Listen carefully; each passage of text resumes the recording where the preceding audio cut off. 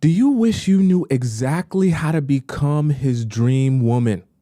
If you knew what the men you actually want were looking for, wouldn't that make it so easy to have any man dangerously obsessed with you? There is a secret strategy to this, and I'm going to share it with you today. Shh, don't tell anyone. On today's show, we're going to be discussing how to become his dream woman so that the next man who approaches you that you actually want will already be head over heels in love with you before you even get an opportunity to open your mouth.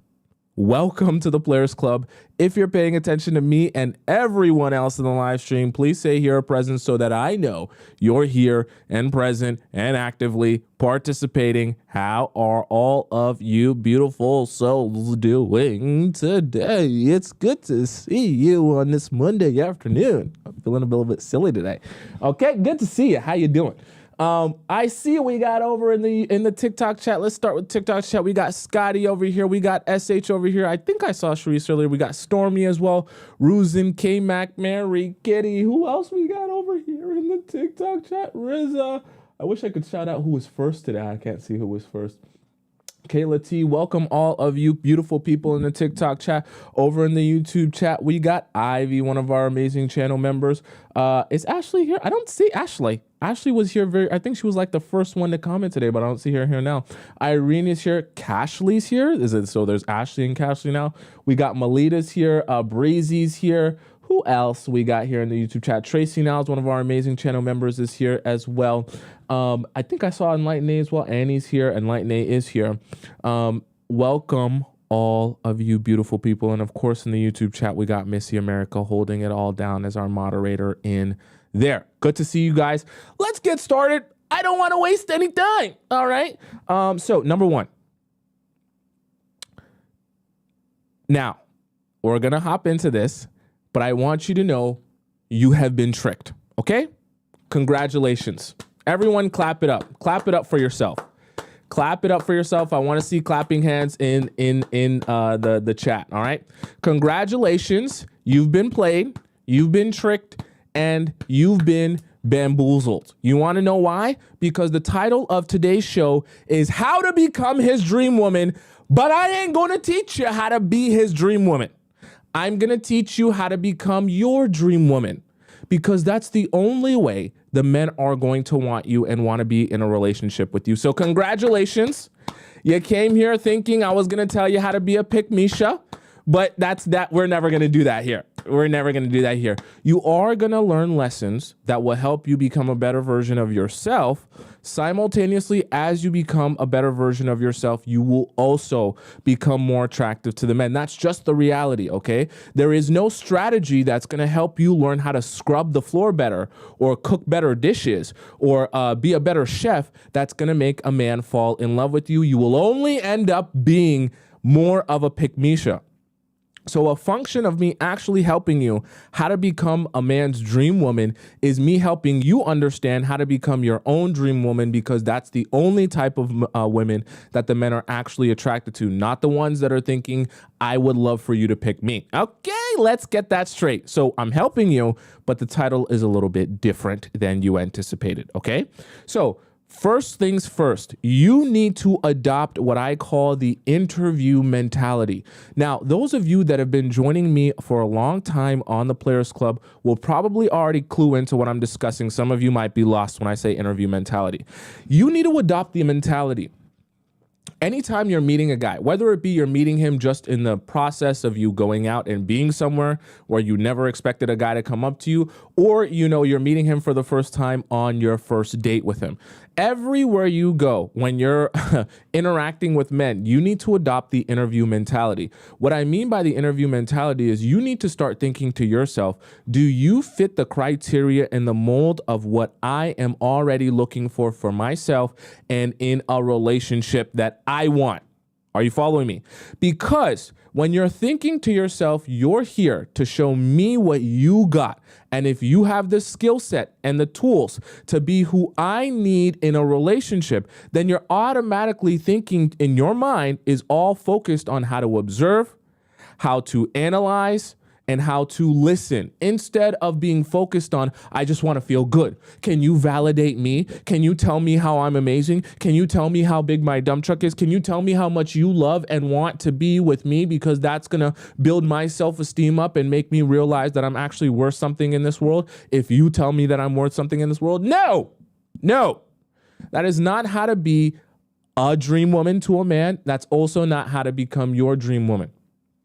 Okay, I want you to walk away from this episode having an understanding of how to put yourself in the mind frame of a dream woman. And when I say a dream woman, I want you to imagine the type of woman, your guy that you like, the one that you're chasing after, hoping that you'll get a text back from, hoping that he'll call you at 9 p.m. tonight, the one that you're chasing after and pursuing. I want you to be thinking of the woman that he is always looking at on Instagram, always liking her pictures, always talking about, damn, if I ever got a chance with her, my life would be amazing. Damn, if I could just sniff her bathwater, my life would be changed. That woman that the guy that you like is always chasing and thinking about and talking about and wishing he had a chance with, right? I want you to be thinking about the things that woman is doing so that you can become that woman, instead of looking at your man and thinking to yourself, damn, I guess I'm with him now, but if Ice Spice ever came around, I would have no chance. If Rihanna ever came around, I would have no chance. If Beyonce ever came around, I'd have no chance. If his favorite IG model ever came around, I'd have no chance. Right? And you can't be thinking like that, nor should you be, because you should be embodying the dream woman, right? And like I always say, it's not even necessarily just about the looks and the attractiveness, okay? Obviously, attractiveness plays a role, but I want you to understand it's even more mental, spiritual, and emotional than anything else, okay? Because the mental, spiritual, and emotional represents the physical. So you've already lost when you're of the belief that I'm with a man and I'm not his dream woman. Or I'm dating a man and he has to tell me how amazing I am for me to believe that I'm worthy of being someone's dream woman.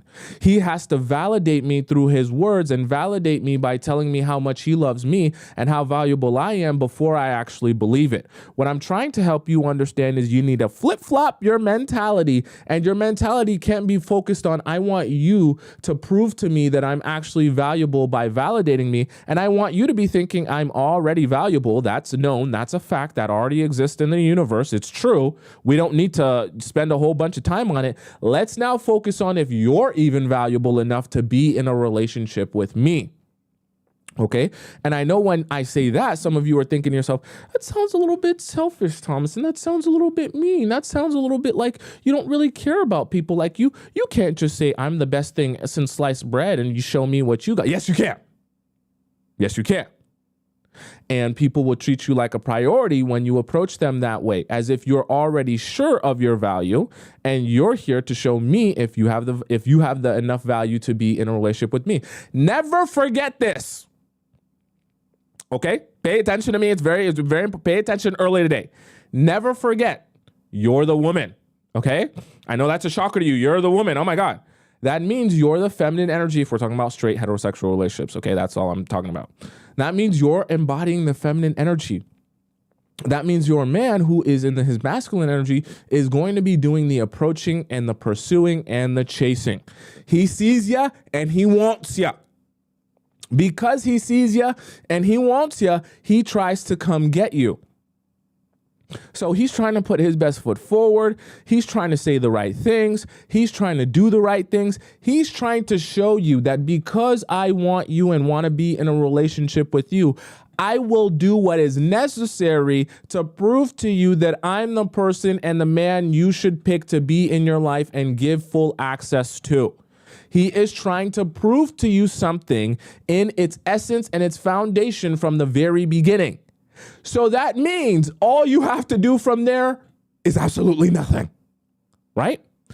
Because the foundation has already been set that he is approaching you because he wants something from you. So when you adopt an interview mentality, you're automatically in line with the foundation that has been set from the very beginning because he's in his masculine energy and he's the one pursuing you.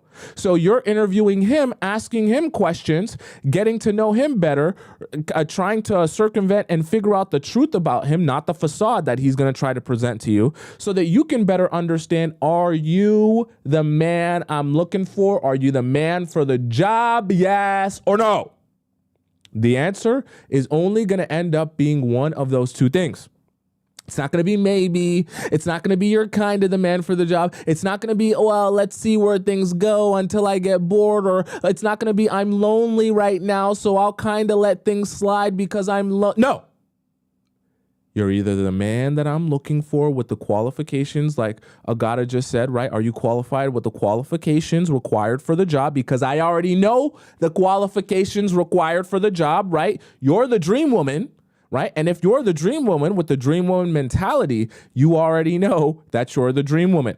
So everyone dreams about being you. If everyone dreams about being you, it's impossible for you to be with everyone. Are you following me so far? You can't give yourself to everyone that desires you. You're the dream woman. Everyone desires you. It's impossible for you to give yourself to everyone. So you're the one that's going to have to be selective with who you choose to allow into your life and who you choose to allow to get access to you. That's fine, but then you first have to know what is your criteria in order for someone to get access to me. So let's be very, very specific here. If you're going to have an interview mentality, then you must, okay? I'm really upset today, okay? I'm really passionate today. You must have a list of what it is you're looking for that are your specific qualifications and criteria for a man that you want to be in a long-term relationship with.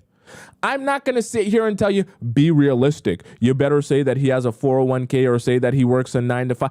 I'm not even going to tell you. The possibilities are endless. Whatever you want is what you want. That's where you come in and you step in and you say, what do I want? Not what does my mom want for me, not what my best friend wants for me, not what my sister thinks I should be doing. What do I want? I know it's a painful thing to think about because you spent a lot of your time thinking about what other people want and what other people want you to do and how they want you to live your life. This is the first time, and I might be the only person in your life that will actively tell you, start thinking about what you want. Because when you start thinking about what do I want, what is important to me, that is the first step to becoming a dream woman to yourself and to the guys that you're going to end up dating. Because the guys that you end up dating need to know what criteria and standards and expectations do you have of me if you're going to give access to me of you. Right? And the guys need to have an understanding of that. Yes, the guys are doing the pursuing, they're doing the leading and all that good stuff. But at the end of the day, you're setting the pace of the relationship because things can't happen in the relationship unless you okay them to happen. Remember, he is the one that wants something from you. So if he wants something from you, you have to be well aware of what he must do in order to get ongoing access to you and increasing amounts of access to you. If you're not aware of what criteria is even required for him to get increasing amounts of access to you, then you're very confused. If you're very confused, he's very confused on what he should be doing, what's okay and what's not okay. And so if he's confused, then he just acts however he feels like acting, and everyone is confused and everyone is just kind of going with the flow. You don't go with the flow if you're the dream woman. Dream women do not go with the flow. Why? Because like I said, if you're the dream woman, everyone wants you. So you can't possibly go with the flow because you'll never be able to determine who you're going to end up with. Everyone wants you. How are you possibly supposed to narrow down your options of who's actually going to get you if you don't know what the criteria and the requirements and the expectations are of the guy that you're going to end up being with? Okay? Ivy just said, I have no chill. You shouldn't. This is your interview, and this is your a job application. So when he comes to you, it is your job to say, okay, I know what I'm looking for. I'm not saying that you got to tell him that. You need to know what you're looking for, so you can be thinking of the type of questions that you ask. You can be thinking of the type of character traits you observe. You can be thinking of the type of way you approach this relationship and this date and this talking stage, right? So that you can be extracting the right kind of information, banking it in your mind, and using it to make a final decision on if you are the right candidate for the job or not. Okay, so what I mean by interview mentality is I really mean interview mentality. I really mean you go in thinking, I have a job posting. I posted my job to be my boyfriend or my husband on LinkedIn. Okay, it's the most lucrative job out there. There's 1,000 applicants for this job. They all want it. They're dying to get it. They're literally crawling all over each other just to get an interview for this job. The first job on LinkedIn that says over 1,000 applicants. Can't possibly field all of these applicants, okay? You have the hottest job interview in town. Now, you're going to sift through the thousands of resumes, right? And what are you looking for when you're sifting through these thousands of resumes? You're looking for the key qualifications of the type of candidate that you're looking to have on this job for this role. It's the hottest role on LinkedIn, okay? Never forget that. Everyone wants this role. You got people with 15 years of experience applying for this role. You got some idiots with 5 years of experience applying for this role. You got some people that have been CEOs of Fortune 500 companies. You got some CFOs, some CMOs. You got some chief people officers. You got everyone from every walk of life, every company, every place from all corners of the world coming to apply to this lucrative job opportunity. Remember what did I just say? I said lucrative job opportunity. I said lucrative job opportunity, not a right, okay? An opportunity. So I'm looking through all of these thousands of resumes to decide who's going to get the opportunity to sit down in front of me and show and prove to me in 30 minutes or less. For you, it's going to be a date, so it's going to be like an hour or two. Show me why you think you're the best candidate for the job, right? And you sit back and you relax, you ask them a few questions, and you basically say, show me why you're the best. Tell me, explain it to me. Tell me about your experience. Tell me about your work history. Tell me about your specific qualifications and skill sets that apply to this job exactly, which will make you the best candidate on earth. Show me. Okay? And when these different men come into your life and they're doing their best to show you why they're the best candidate, you're essentially going around and you're sniffing out the BS. Because the same way you're going to have people lie on their resume to apply to a job, when you got 1,000 people applying to the same job and it's such a lucrative opportunity, the pay range is so high, the benefits are so crazy. Imagine someone getting to get inside you as a benefit for getting this job. That's crazy benefits, okay? That's some crazy work compensation. All right. And so if they're going to get those type of benefits, you have to treat this delicately and understand some people that want access to this job that come and interview for this job. A few of them are going to be lying on their resume. Are you following me? Some of these people that apply for this job are going to be lying on their resume, lying about their skill set, lying about their qualifications. So when they get into the interview with you, i.e. when they get into the date with you, they're going to be talking a lot of BS that doesn't make sense and doesn't actually, isn't actually truthful. Why? Because they lied on their resume to get this job interview. And you have to understand, if everyone wants this job, yeah, some people are going to exaggerate. Yeah, some people might lie about their work history or their experience or their skill set because they want this job badly. Not a crime that they want this job badly, but it's your job as the interviewer to identify Are you someone who actually can do this job right? Or are you someone who's faking like you can do this job right? Just so I give you the job, you get the workers' compensation, which is in between my legs. And then once you get the workers' compensation, you're actively looking to do the absolute least you possibly can to keep this job. You're the worst worker out there. You're literally a cancer to the team and the community. Because you came here with the wrong mindset, not knowing how to do the job, not even having the skill set to do the job, right? But you fooled me in the interview process by making me feel like you were the right candidate, even though you never were, okay? So this is why I say you need to have an interviewer's mentality and change your mentality to being an interview mentality, that when you sit down in front of these guys, you already know everyone wants this job. Simultaneously, you already know because everyone wants this job, people are likely to lie on their resume or lie about their qualifications to make me feel like they should get this job.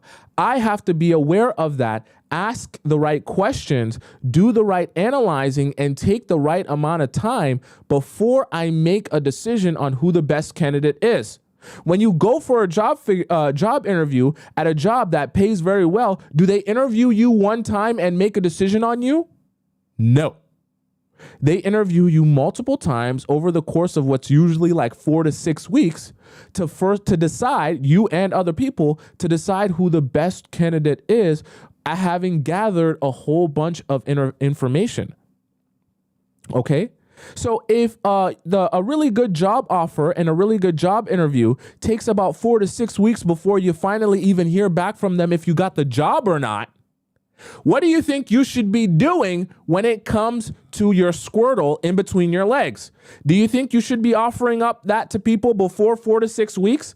If it takes 4 to 6 weeks for someone to get a good job, and we're talking about your body, we're talking about your mind, soul, and spirit given to someone, not just a silly job for silly paper money.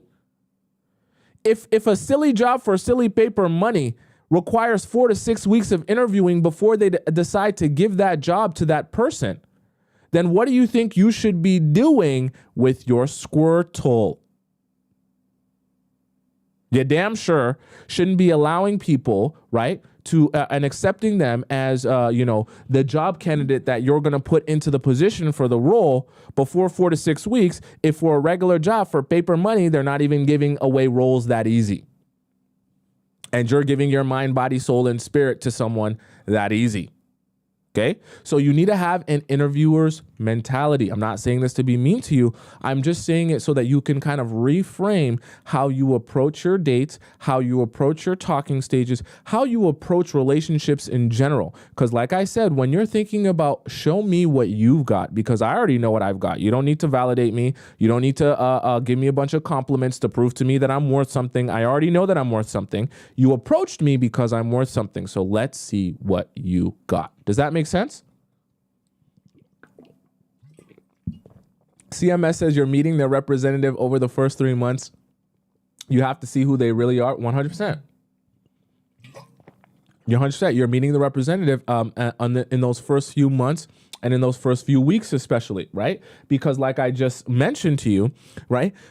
People who are applying for a job, if they really want that job, do you think they're going to say to themselves, well, I don't have exactly the qualifications that I know that job is looking for, so I'm just not going to apply. I'm just not going to give myself the opportunity to get a six-figure job at a really nice company that has a whole bunch of benefits. Or I could just simply exaggerate a few things on my resume, and hopefully if I get the interview, they won't realize that I'm not qualified to get this job, and they'll give me the job and I'll get the money and I'll get the benefits without them realizing that I never had the skill set to do this job in the first place, right? Are you following me? So very important to understand that, yes, people are going to lie on their resume. Yes, people are going to exaggerate their skill set and their qualifications. Why? Because they want the job. That's not a crime, okay? But it's something you need to understand in the process of interviewing people, right? And interviewing men in your life who are trying to be your boyfriend or your partner, that you can understand, yeah, there's a good chance that people are going to come here and exaggerate or lie or fabricate. It's my job as the interviewer to figure out who is doing that and who is actually being truthful and honest. Okay. Now, number 2. Okay. So first things first was the interview mentality. Number 2, you must, now all of these are a little bit business related, but you must hold your leverage. Now, I know this is the part that majority of you do not want to hear me say, because when I say it out loud, oh, someone said, you guys talking about the YouTube? What is going on with the YouTube? Let me just, let me make sure I see now, before I forget, because you guys are saying that the YouTube's not popping up on the screen. Let me check out why the YouTube is not popping up on the screen here. That is very interesting. Let's see here. Chatbot. Just give me 1 second, guys. I want to make sure that I fix this. Because last time this was happening, I'm not sure why it happened. So if I go over to chat here, okay, I think it should. Chatbot back online. Okay, we should be good now. It should pop up in the next five minutes or so. The chatbot in the YouTube.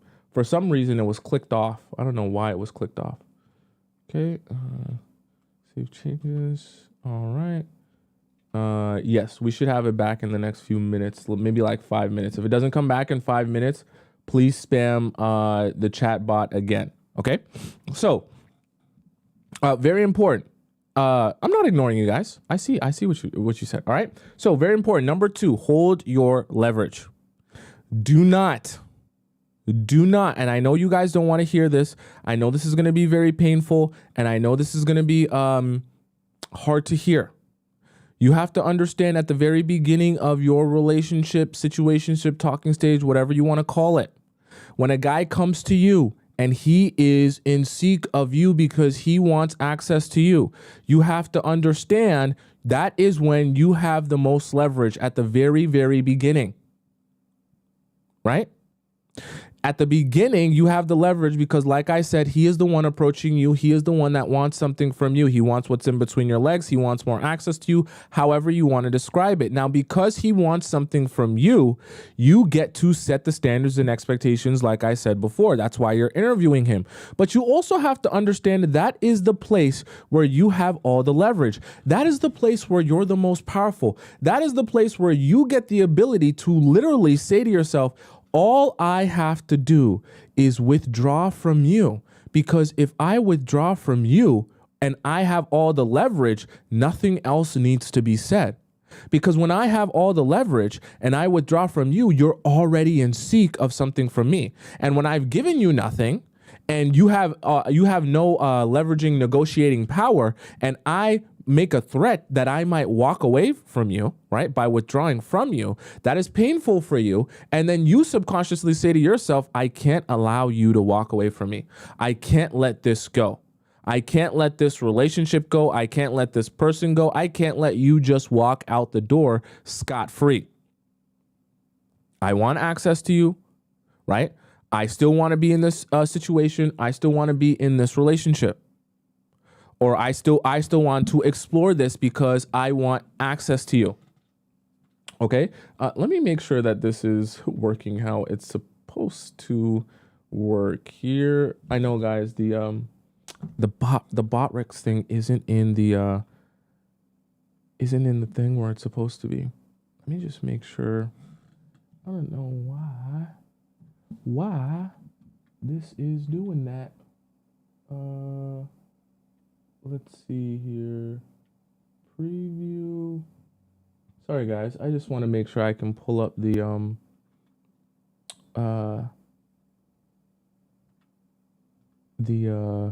chat here onto the screen for those of you who are on YouTube. Sorry about that. Let me just give me a second. Let me see. Chat. Widgets, and then let me just go down to chat here. Okay.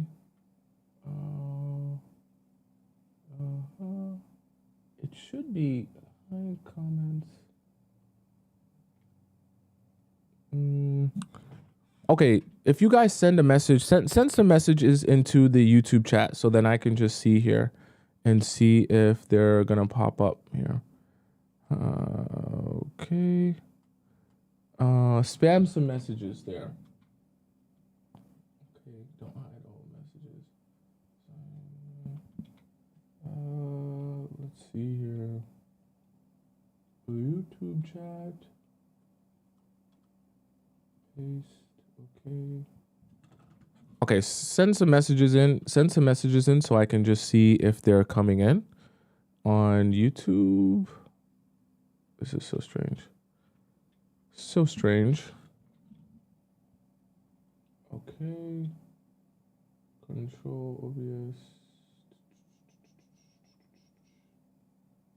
This is so strange.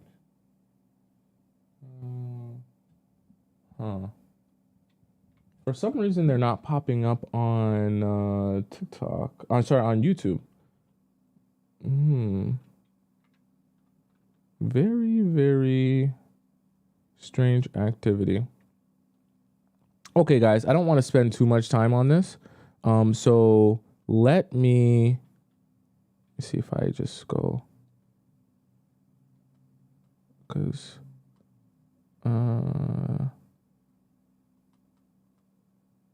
so strange, because it's not popping up on YouTube either, or sorry, on TikTok either.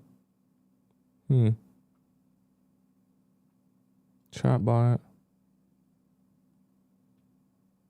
Let's see. Let me turn the chatbot off and then turn it back on. Chat alerts, voice and messages, profile.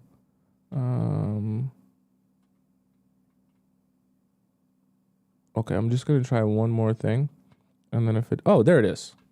Okay, we're back in business. Sorry about that. All right.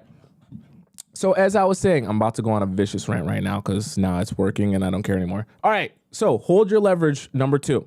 So important that you hold your leverage because, like I said, you have all of the power here until the horrible, horrible moment which you spread your legs and you allow that man to penetrate you. I'm so serious. I'm not joking. When you open your legs and you allow that man to penetrate you, I know it's graphic, but I want it to be graphic so that you never forget my voice in the way that I said it. When you open your legs and you allow that man to penetrate you, you need to understand in that same moment as you're opening your legs and you're allowing him to take you, all of your power and negotiating leverage is literally being taken out of you. That's the part of the feeling, okay? It's not an orgasm because you never do when you're with these small PP men. And what's actually happening is the transfer of all the power, all the leverage, all the negotiation power, right? It's all taken out of you and going into him. Right? Tracy now says, right, while he's jackrabbiting himself inside of you for 90 seconds, during that 90 seconds, it's a transfer of power and negotiating leverage. Because now that you have slept with him, you have given him all of the negotiating leverage. He now gets to hold the cards and say, ha ha, you've slept with me now. Grave mistake. Grave mistake. Because now that you've slept with me, before actually ensuring that I'm the right person for the job, now, if I present to you problems in the relationship, now, if I don't approach this the right way, I disrespect you, I talk to this girl, you find out I'm dating this girl, you find out I'm doing this with this person, I say, oh, let's just see where things go type of thing, and you're like, whoa, whoa, whoa, whoa, whoa, whoa. I thought we were building something. I thought you were the person for the job. And he says, no, actually, I'm off the street and I copied and pasted my resume from someone who can actually do this job. I just wanted the workers' compensation and the benefits. Now that I've got that, I'm going to show you how horrible of an employee I am. Okay? But now you're in pain because you're thinking to yourself, I've denied so many other amazing candidates for this position. right? And I've given my all and invested it into you. Now I'm fully invested into you being the person who has this job opportunity. You're the person who's supposed to fill this role and take this company to the next level. And now that I finally committed myself to you, and all the amazing candidates who wanted this job opportunity now have jobs at other places, so I can't get them and interview them anymore. Now I literally am stuck with you, and I have nowhere to go from here. And I don't know what to do from here, because now, even though I want so badly to fire you from this job, you're the worst employee ever. Even though I want so badly to let you go, I cannot, because if I let you go, then there will be no one in this position that can fill this position that is needed. So rather than having no one in this position, or rather than wasting this entire hire, I'll just keep you in this position, even though I know it doesn't benefit me or the company. Okay. And so what I mean by that is, in your position, you start thinking to yourself, well, I already wasted a body. I already spent this time with you. I already got to know you, and I thought we were building something, and I already gave you my Squirtle. So now, if you're not with me, now if we're not in a relationship, it's going to be a total waste of time, energy, and a waste of a body. That is pain for you. And the thing about it is, as time goes on, it becomes an increasing amount of pain for you. What I mean by that is, as time is going on, that means more investment, that means more energy spent. And as more time and more energy and more investment gets put into that guy, it makes it increasingly even more painful for you to actually walk away from him, because you're like, I've wasted so much time and energy and effort. Okay, so it's like a snowball effect, where the more time and energy you put in, the more painful it is to walk away. And the more painful it is to walk away, the longer you stay, which makes it more painful to walk away. Right? And so you need to understand. Now, I know that it's easier said than done, because we all have urges, okay? And we all want things. By the way, guys, for those of you who have urges, this is why, part of the reason why I tell you guys on the show, and I know you guys always think I'm joking when I bring it up, but part of the problem is when you're so horned up and you have so many urges that you can't actually think straight about keeping your leverage, and how important it is to hold your leverage throughout the relationship until you can determine what's actually, who's actually here for the right reasons. Part of the thing that I always tell you guys, go and get you that Tracy's dog. And it's not meant to be a joke. It's actually meant to help you, so that when you go out on these dates, you can have a clear mind and at least satisfy yourself somewhat, that you're not going out into your relationships hungry and desperate, saying, oh my God, I haven't had anything penetrate me or slurp me and suck me in so long. If you're going to do that, the way I just feel, if I'm just going to be touched right now, it's going to change my life. And when you put your hands on me, I can't think straight. You can't be in a state like that. Okay. We all get there. We've all been there. But if you're in a state like that, it'll be very difficult and hard for you to fight the temptation of knowing that, okay, I know that I'm, really horned up right now. I know I'm feeling things right now, but at the end of the day, I need to hold my negotiating power and my leverage here. For those of you who are like, what are Tracy's dog? Obviously, you're new. Tracy's dog is the toy that I recommend to all of you to go and get, so that you can satisfy yourself, especially before you go out on these dates. And then you can be thinking of, okay, how do I analyze you properly, instead of just thinking about the upcoming pleasure or how good it feels to be touched by you type of thing. All right. And for those of you who are wanting to get that, I put it in the link in my description here. If you're on YouTube watching, where you can get that and you can get a discount on it, it's in the link in the description. All right. And if you're on TikTok, you can go over to my TikTok bio on my profile. You can click it. You just go down to affiliate links and you'll see it there. You can purchase one of the 3 versions. They all work amazing. I'd advise you to get the one with the remote. Okay. Don't ask me why.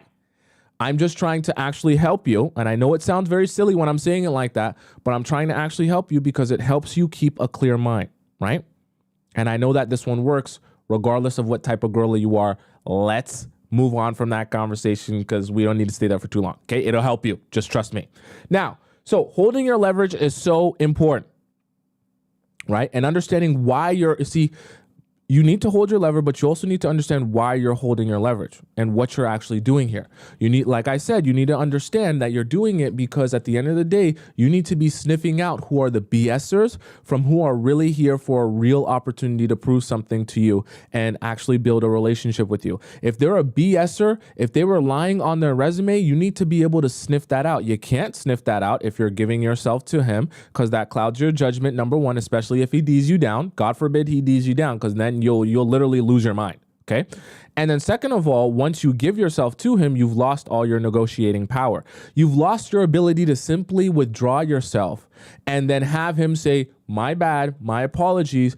I need to fix up. I need to adjust myself. You understand what I'm saying? Now, obviously, when you're in a full relationship with a guy, you're going to sleep with him. But it's a different case because not only does he want to be with you physically, but he wants you emotionally and he wants to build this relationship with you. So when you withdraw yourself from a guy who's actually trying to build a serious relationship with you, the pain is not just going to be associated with him thinking that I might not be able to sleep with you. It's going to be associated with the fact that he feels like, hey, the person that I want to build a long-term relationship with is withdrawing from me and I don't want that. Okay. So it works all the same when you're in a long-term relationship. So don't be thinking that you can never sleep with the guy. You can, but it should be an established long-term relationship where he also acknowledges that, not just you. All right. So very important that you hold your leverage and not give your leverage away, because I promise you, you'll notice, okay, we step into the Discord, in the Players Club Discord. For those of you who don't know what I'm talking about, don't worry, you'll find out. But we step into the Players Club Discord all the time, and everyone's always asking, how can I get my power back? How can I get him to act the right way? How can I be in a position where I can just simply ask for something or want him to treat me better, and he actually wants to do that?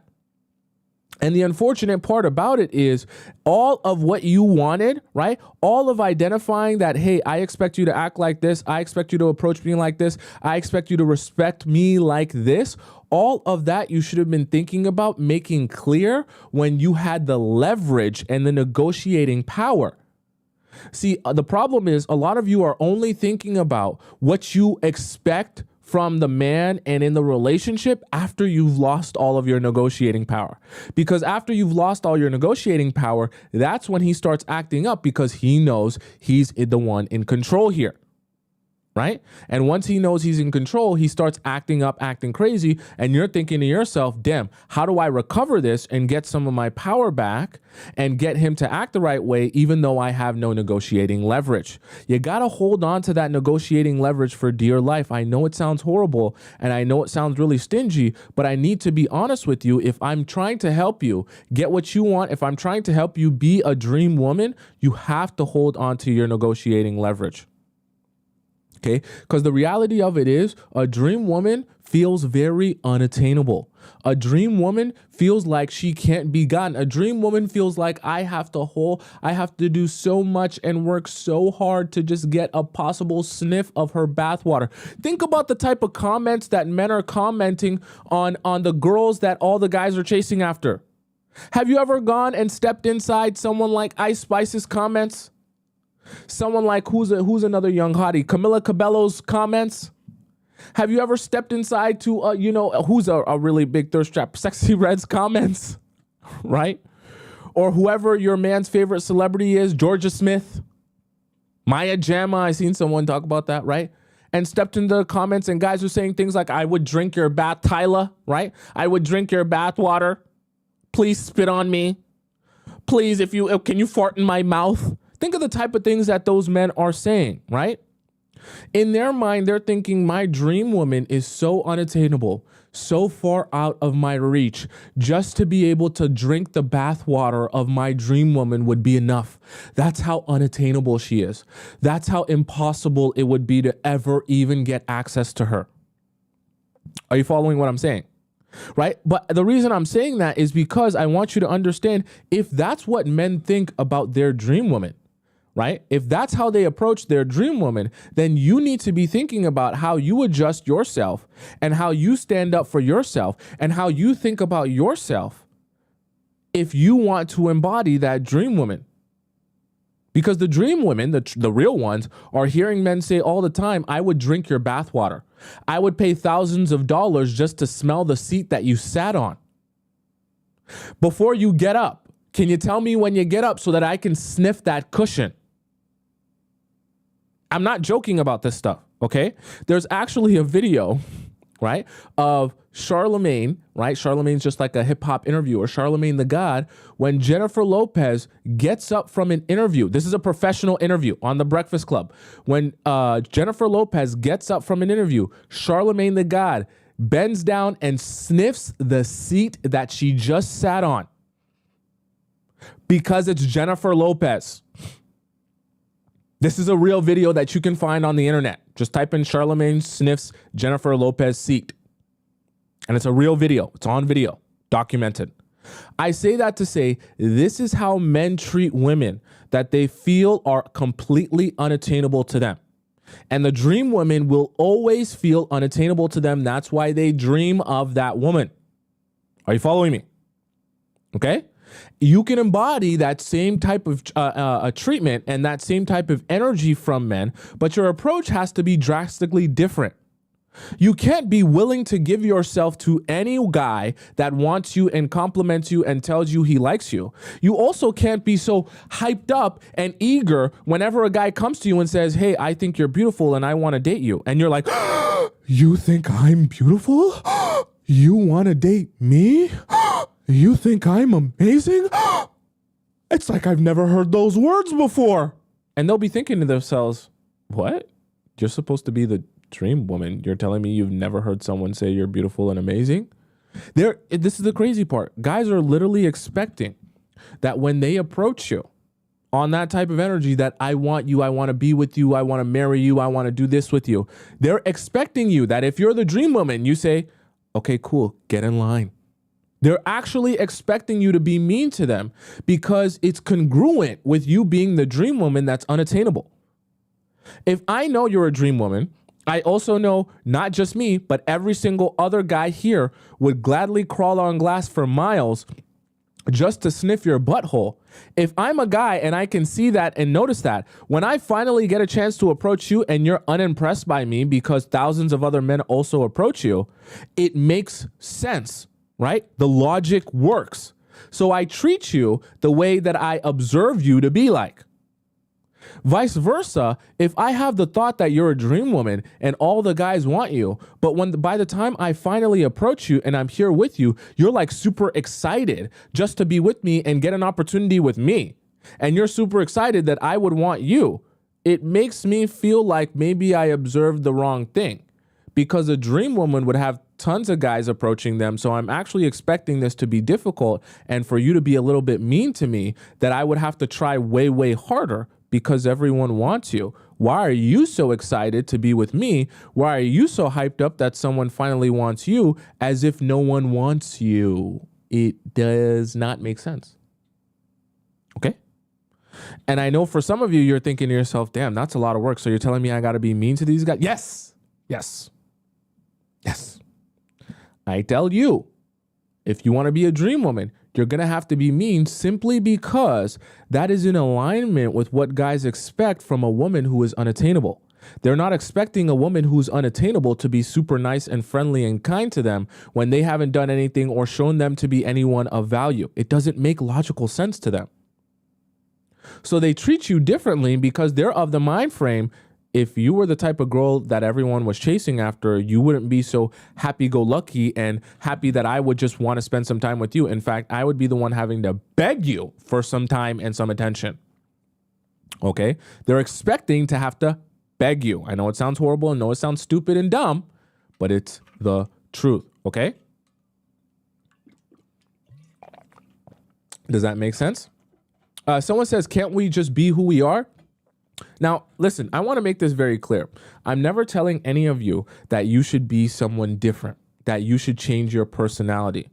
However, I do want you to understand, first of all, there's a strategy to everything. So even being the most desirable version of yourself, there is a strategy to that. Notice I said the most desirable version of yourself, not the most desirable version of someone else. So in order to be the most desirable version of yourself, you need to understand what makes you desirable to other men. And the most amazing part about it is that the most desirable version of yourself is actually someone who invests more into you than you invest into the guys. Because a function of who you are as a woman in your feminine energy is not someone that needs to be chasing or pursuing men to get them to notice you. It's that the men come and chase after you and pursue you because they notice you and they want you. So the more you invest yourself, the more you increase your value and desirability, and the more the men notice you and say, I want to be with you. So it works all hand in hand, right? The most desirable version of you is not someone that does more for the guys. It's someone that does more for you. And I'm trying to, in the Players Club, I'm really trying to like shape and shift your understanding of that, because you can actually accomplish two goals at once, not realizing that in the end, it benefits you both ways. You following what I'm saying? Right? Does that make sense? Someone says, Neighborhood Watch says, when you take control over your primal urges, they can't manipulate you with those urges. Precisely. Actually, Neighborhood Watch, you're very intelligent for saying that. Precisely, right? Part of joining the Players Club is understanding the ways that you get triggered and become emotional and get manipulated by other people, specifically the men, how you can counteract that so it doesn't happen to you, but also understanding how you can trigger him in ways where he reacts and responds to you without even having control or an understanding of why he's reacting and responding to you that way. See, when a guy approaches you and he wants you and you're a little bit mean to him, he doesn't understand why that's more attractive to him. He just knows that it makes him want to pursue you more. He doesn't realize that he's being triggered by his natural inclination to want to chase and pursue after something that he wants. So when there's a challenge or an obstacle presented to him because for the thing that he wants or desires in his life, it's natural to him to say, okay, that means I have to work harder. But he doesn't realize he's responding to you that way because of what's already existing inside him. Okay, so number one was interview mentality. Number two was hold your leverage. Number three, I want you to negotiate nothing. I know this sounds very mean, very upfront, but I want you to understand, like I said in the beginning, when the guys are approaching you, you don't need to negotiate anything. You don't need to negotiate your standards. You don't need to negotiate your expectations. You don't need to compromise on anything. I know that it sounds like you're not ready for a relationship and you're not ready to build with someone. I want you to never forget that if that man approached you, he wants something from you, which means there is no need for you to negotiate anything. And the truth of the matter is, the guys that are approaching you, thinking of you as if you're their dream woman, they do not even expect you to be in the business of negotiating anything. Because like I said before, if thousands of men are applying to your job application and they all want this position to be your husband or boyfriend, they're not expecting that they come to you and negotiate with you the expectations of who is going to get that role. Would you go for a six-figure job interview that's going to pay you hundreds of thousands a year in salary, with crazy benefits, health benefits, dental benefits, all these different sick days, vacation days, all these different benefits? Are you going to go into that job interview where you know over 1,000 people applied and only 10 people even got an interview, and you're sitting on that interview? Are you going to sit at that interview and start talking to the interviewer about, hey, I just want you to know, I expect this, I expect that, I expect this. You better change this requirement because I know you said you needed someone who understands how to, has a business degree or has a PhD. But yeah, I'm here to tell you that this six-figure paying job, you're not going to accept someone who has a PhD. You're going to accept someone like me that has a bachelor's. You're going to accept someone like me that has a GED, a high school diploma. I'm changing this and we're going to compromise and come to an understanding because this is going to be the new standard for the job that I'm going to get from you. You're going to pay me. You're picking a position and deciding if I'm the right person for the job, but I'm going to negotiate with you what the standards and expectations are for the requirements of that job. How stupid would you sound going to a job interview, telling them about what they should expect from you and negotiating with them what the expectations are and requirements are for that job. So the same way that sounds very silly to do is the same way I want you to be thinking. If a guy is approaching you because he wants you, why are you negotiating with him what the standards and expectations should be when you are the one that sets the standards and expectations?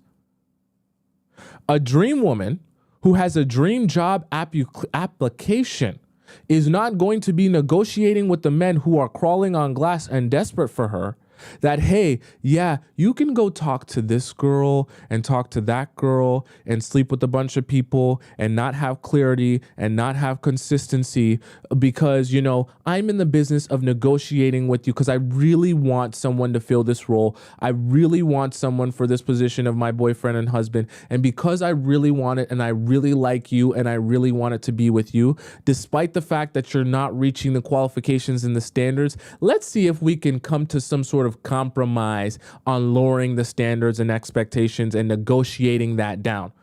Why are you negotiating against yourself? Doesn't make logical sense. He's here for a job that he wants of you, from you. And if he's here because he wants something from you, you negotiate nothing you don't need to. It's not your job to. It's his job to decide for himself if he's ready to meet those standards and expectations that you have already set. Part of the reason why I said at the very beginning, you need to have an interview's mind mentality. Okay, so the interview mentality was number 1. Number 2 was to hold your leverage. No, number 3 was to negotiate nothing. Number 4, now this is where it gets very interesting. You become, if you're going to be a dream woman, your dream woman and his dream woman, you have to become a silent assassin. What I mean by that is you need to understand how powerful it is to use silence to your advantage to get what you want and expect. Because remember, if you're holding the leverage, and remember, if he is the one approaching you because he wants an opportunity to get the job that you're offering, okay, that you're looking for someone to fill this role and position, you need to understand that your silence becomes painful to that man because he starts to feel like, I'm not going to get this job. I'm not going to get this opportunity. Silence can be so powerful, especially when you're the one holding all the leverage, because people start to overthink to themselves and start to say, well, maybe I should have said this. Maybe I should have said that. Maybe I should have changed my ways. Maybe I should have adjusted this. Maybe I should be more respectful. Maybe I should go out of my way to get flowers, be nicer, be more kind, be more compliment. Guys begin to think to themselves, oh my goodness, I need to do more. And the thing about it is, you don't even have to actually ask them to do more. All you have to do is be silent and do less and allow his mind to take over and fill that silence with the thought process of, oh my gosh, what did I do wrong? What must I adjust? What must I fix? Because I haven't slept with her. I haven't gotten anything from her. She has all the negotiating power. I want to be with her. So I need to fix or adjust myself so I'm more in line with the job requirements for this application. Because if I'm not in line with these job requirements, then I need to figure out how to make myself more in line with these job requirements. If you're in an interview process and someone was able to tell you, yeah, you're one of the weaker candidates right now because of A, B, C, and D, you're going to be thinking about, how do I make myself into one of the stronger candidates by adjusting my approach so that I address A, B, C, and D and become one of the stronger candidates. It's the same thing when you become a silent assassin and understand how doing nothing and being silent will get you what you're looking for a lot of times. And it'll also have the guys approaching you with the proper mindset that will get you what you want to see in your situationships, relationships, talking stages, whatever. Then you'll understand, right, how and why this is so powerful. When you just be quiet. Don't say nothing. Right? Because by the time you don't say nothing, he'll come to you asking you, hey, I apologize. I was thinking about this. I apologize for what I did. I didn't realize that I offended you, or I should have approached it different. And you'll be shocked When you become a silent assassin, you'll be shocked about how men approach you so much differently. And the things that you didn't even think required addressing, they're already addressing them because they're thinking in their mind, I should address this before she even brings it up so that she knows that I really care about this and care about this relationship. Right? And the reason I'm bringing up being a silent assassin is because, like I said before, think about the mentality of a dream woman. A dream woman has so many people desperate for this opportunity with her. She is not concerned about each individual being the person that she ends up with, because all of these people want to be the guy that she ends up with. That's why she's the dream woman. So she doesn't need to get outside of herself yelling, screaming, go, why didn't you do this? Why don't you love me? Why don't you compliment me? Why don't you take me out on dates? Why don't you be kind and respectful and not call me names? Why are you dating other people? Why would the dream woman be doing that? Doesn't make any sort of sense. The dream woman just says, oh, interesting. I thought you were the type of person I'm looking for. I see with your actions you're not. Perfectly fine. There's literally thousands of other people ready to take your place. You can be gone. I don't need to address you. I don't need to talk to you. I don't need to complain, beg, or plead for you to act differently or more in line with what I'm looking for. I'll just find what I'm looking for. There are plenty of people who are dying to be what I'm looking for. Does your job or boss, right, the person who is interviewing you for that 6-figure job, do you come into that interview, bomb the interview, and the person who interviewed you is asking you that, hey, do you think you can adjust this or change this in your approach or in your qualifications or your resume so that you can better fit what's required for the job? No, they just eliminate you as a candidate and they go find someone who fits the criteria for the job. They're not going to sit there and explain to you how you could do better and ask of you, maybe try this different approach, maybe try doing this instead. I wish you could just be a better candidate, because if you were just a better candidate, then I would choose you. What? When there's thousands of people ready to be the right candidate, thousands of people who are qualified, thousands of people with the skill set, I'll just go and interview those people, and those people will come correctly. Those people will come with the right approach. Those people will be the ones chosen for this job role. That's why you have to have an interviewer's mentality in order to be a dream woman. I know it sounds a little bit, you're kind of just like, what is interviewer's mentality to be a dream woman? Yes.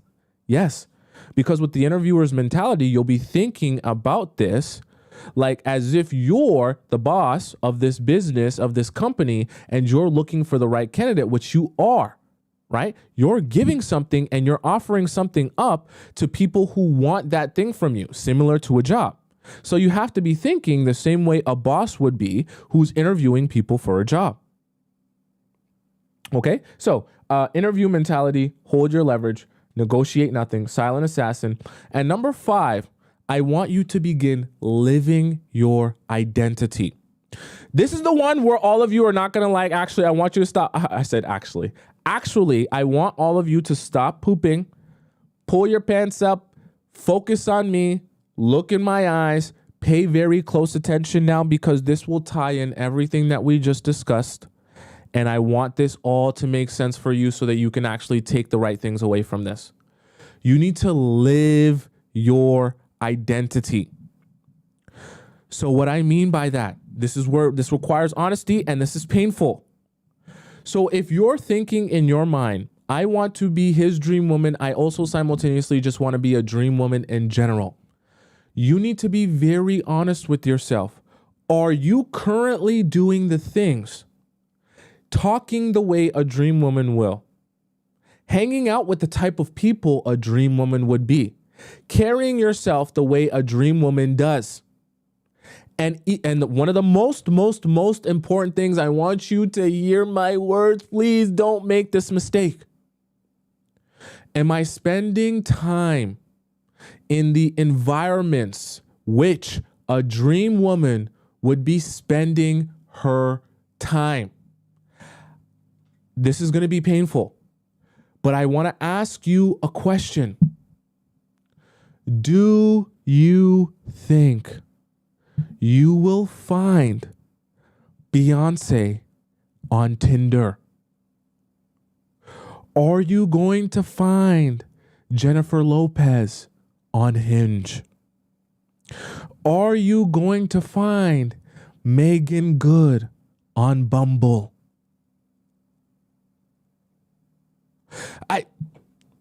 I don't want to upset you, but if you want to embody the type of woman you see all the men gawking over, desperate for, trying to sniff their butthole, drink their bath water, you need to be living in that same identity. And if you're not living in that same identity, how can you align with that type of woman that you're seeking and looking to be? This is not to diss dating apps. It's not to diss people that are on dating apps. It's not to say that you're a horrible person for being on a dating app. But I want you to be thinking, if you want to be something, then you actually have to be that.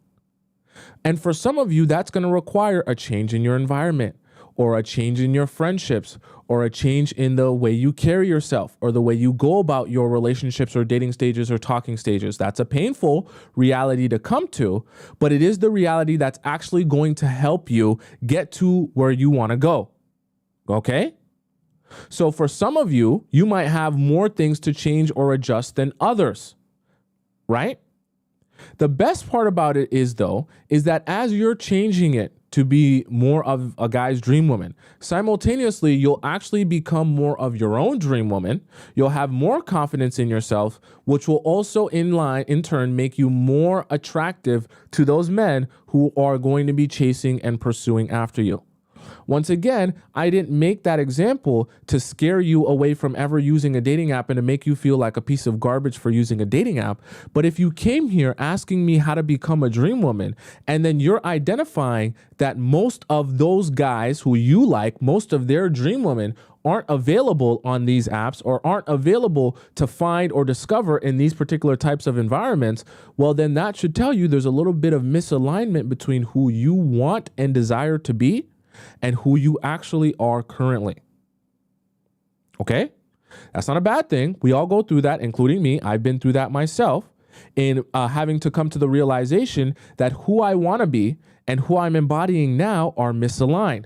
And if I want to be the person, right? If I want to embody the person that I want to become, then I actually have to start doing those things, right? Talking like that person, right? Spending my time in places that that person would spend their time and energy in. Having friends that are the same as the type of person who would have those be in that position. Okay? The first step to being a CEO is not running a Fortune 500 company. The first step to being a CEO is acting like a CEO. One doesn't come before the other. You don't get to be a CEO before you embody the characteristics of a CEO, right? So the same thing for you. You don't get to become a dream woman until you start thinking about how you embody the characteristics of a dream woman, right? Does that make sense?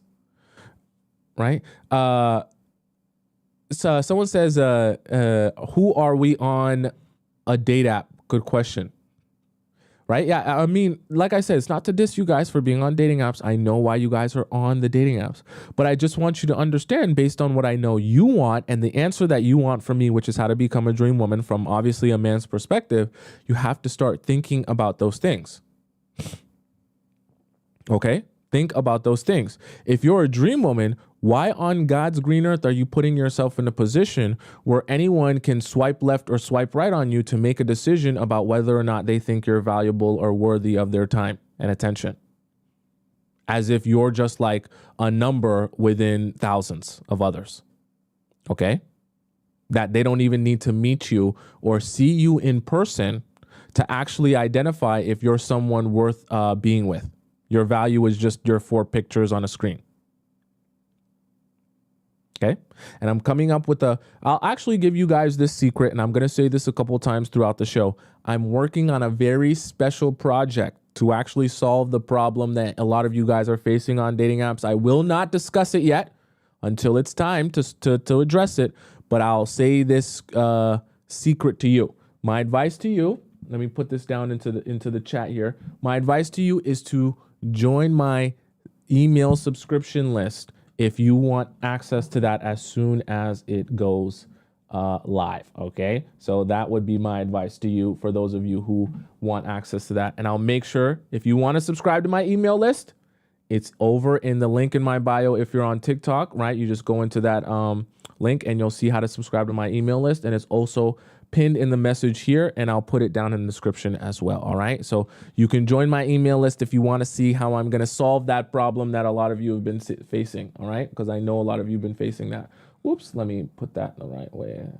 Let's see, copy here, paste it here, and there we go. All right, do you guys have any more questions about what we just discussed today? Okay, I want to know if you guys have any more questions about anything we discussed today so that I can answer every single one of your questions. All right, I don't want us to have any bit of confusion here.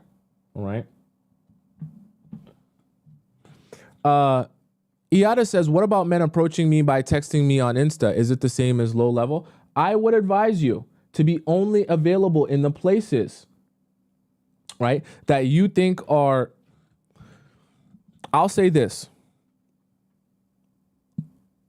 My best advice to you is to only have men be able to approach you by doing real work of seeing you, coming up to you, saying words to you, being nice, genuine, caring, respectful. And that's the only way they're going to get your number. That's my advice to you. Because why? That's the most challenging way for men to get access to you. But it's good because you're going to weed out a lot of the low quality men who are only looking to make it easy for themselves to get access to you. Right? Does that make sense? Tito says, Tomisin, how do I be his dream girl if we are already locked in? Do I still be scarce, or can I be my crackhead self? That's funny, Tito's. Like I always tell you guys, I'm not telling you that you should change your personality or who you are. I want you to be you. But also in the process of you being you and you being your own regular everyday crackhead personality, there is a way to not only just be you, but like be invested in you, where your life is not all about the person that you're in a relationship with, okay? And that's not a crime to be invested in you, especially as a woman, okay? And have your own things for yourself. Because you're not then scarce just for the simple reason that, oh, I'm playing a game with you trying to be scarce. You're scarce because you actually have time and energy invested in things for you that's not just about him and being with him. Guys see that and they think, I want to be a part of what you got going on, because the fact that you're so focused on you is actually more attractive to me. Unfortunately, guys are the least attractive to the women who are always thinking, how can I do more for you? And how can I, only focus all my time and energy on you and not have anything for myself? Unfortunately, okay? I wish I could change it so it could be different, but I don't get to make those rules, right? Lee says, should you explicitly, let me scroll up. She says, should you explicitly tell the man that you won't sleep with him until a committed relationship? I see, this is what I advise you guys. And actually, I'm so glad you asked this, Lee. I advise you to never, okay, go up onto a dating or a talking stage trying to talk a big game. Why? It just makes it look like you're trying to prove a point. And the really horrible part, horrific, worst thing you can do. The worst thing you can do is go up to a guy that you're seeing or talking to or dating and start telling him how you're so big and bad, how you're not going to allow any guy to sleep with you or get anything from you until he's committed to you, only to end up opening your legs and allowing him to penetrate you a couple weeks down the line. And you say that, oh, it was just the heat of the moment, or just because we were getting really close, or just because I couldn't help myself. You will look like such a babbling idiot. After you do that, the man that you're talking to will never, ever, ever again take you seriously. Once you do that. Once you come on that date, I hope you know I don't sleep with men on the first night, second night. If you're here with me, you better be here for the long haul because I don't spread my legs for anyone. You better believe me. I'm not giving myself that. If you think you're going to come here and you're going to sleep with me, ha, ha, ha, you're sadly mistaken. And he's thinking they're saying, okay, challenge accepted. So then he's going to tell you everything you want to hear. He's going to try to push all the buttons he possibly can. He's going to try to get you emotional, feel on you, see what your weak points are. And then when you finally fold, thinking, oh, I'm folding because this is different. My relationship with you is different. The intimacy that we share is different. The connection and the passion is so strong, so intense that I just, it's something I've never felt before. That's why I give myself to you. And then he's going to say, ha ha, you're an idiot. You just finished telling me how little to no one will ever get access to you. And look what I did in a couple of weeks. You look like a dum-dum. Okay? So my advice to you is to just do it. Not be focused on trying to talk a big game. Because the truth of the matter is, it's only going to be more of an ego boost for the guys to think to themselves, whoo, what a challenge now. Let's see if you actually stick through with it. And they're going to be thinking of all the different ways they can test you and tempt you into going back on your word.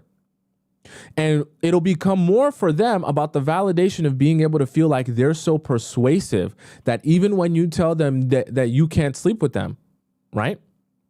That they can't sleep with you, then they'll be thinking, okay, so what must I do to get you to sleep with me or to get you to do something with me or to get you to go back on your word?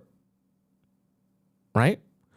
All I want you to do is show them that by not putting yourself in a position where you can easily be tempted. So that's why I say, for those of you who need it, go down into the link in my description on YouTube or over on TikTok. Just go in my link in the bio, go where it says affiliate links, right? And go and get you that Tracy's Dog toy, right? It's a little bit of a discount for you guys who get it from my referral link. And you can then satisfy yourself before you go out on these dates that the moment he says, let's go back to my place and drink wine on the first date, you say, nope, I've already been penetrated hours before I came here, already been vacuumed up and slurped up hours before I came here. I don't need to go to your place for any sort of wine. Not a Riesling, not a Mimosa, not a Pinot Grigio, okay? Not a Cabernet, nothing. Not a Negro, nothing. No type of wine, all right? None of that. Does that make sense to you guys? Okay, so with that being said, do you know what time it is? It's a very special time, and I want to share with you with a little song. Do you know what time it is? Can you tell me what time it is? Here we go now. Do you know what time it is? Can you tell me what time it is? Here we go now. Do you know what time it is? Can you tell me what time it is? Here we go now. Do you know what time it is? Can you tell me what time it is? In the chat now. What time is it? In the chat now. Tell me what time is it? In the chat now. What time is it? In the chat now. Tell me what time it is. Do you know what time it is? Do you know what time it is? I wanted you to break it down. Do you know what time it is? Do you know what time it is? Can you break it down for me? Do you know what time it is? Do you know what time it is? Can you break it down for me? Do you know what time it is? Do you know what time it is? Can you break it down for me?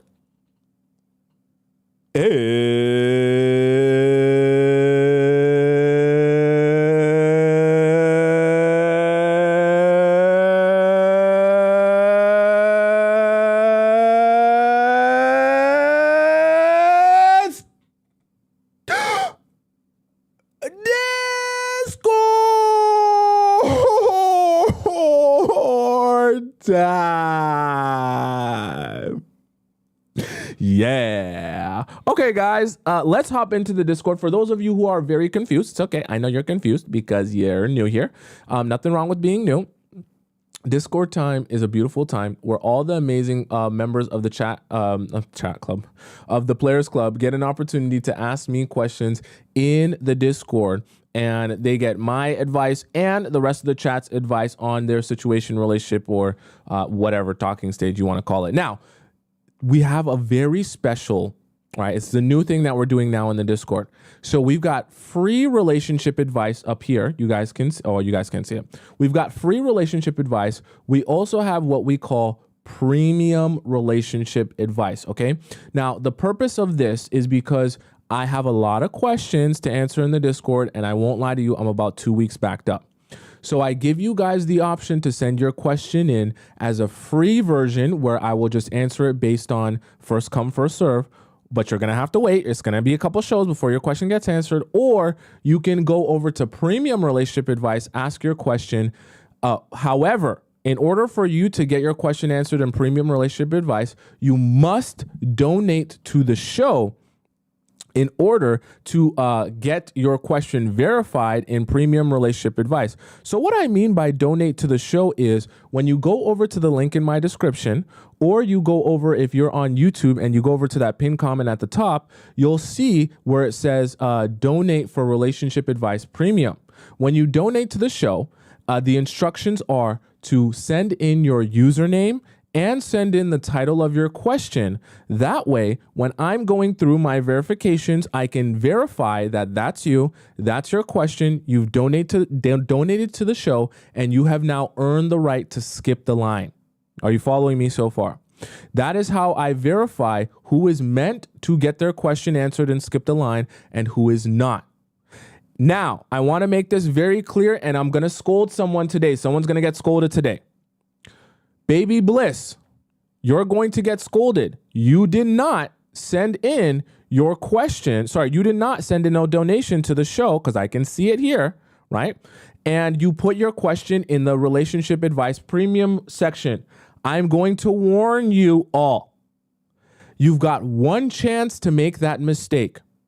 If I see anyone multiple times post a question in the relationship advice section, mean anyone who does it more than once, you will be banned. Do not abuse this.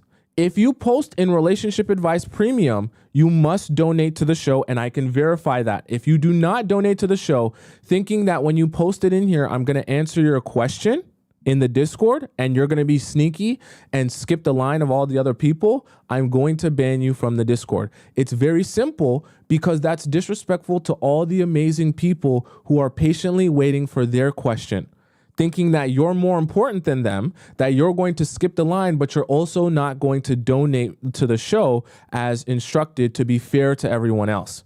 Okay? You're not that important. I'll let you know that right now. So I'm not playing about that. Be respectful of everyone else who's waiting their turn. And if you know that you're impatient, then you donate to the show. If you can't figure out how to donate to the show, the instructions are in the channel description. They're also, I'm telling them you right now, so you can replay that. And if you can't figure it out, then don't post in there unless you can figure it out. Okay, we're all adults here.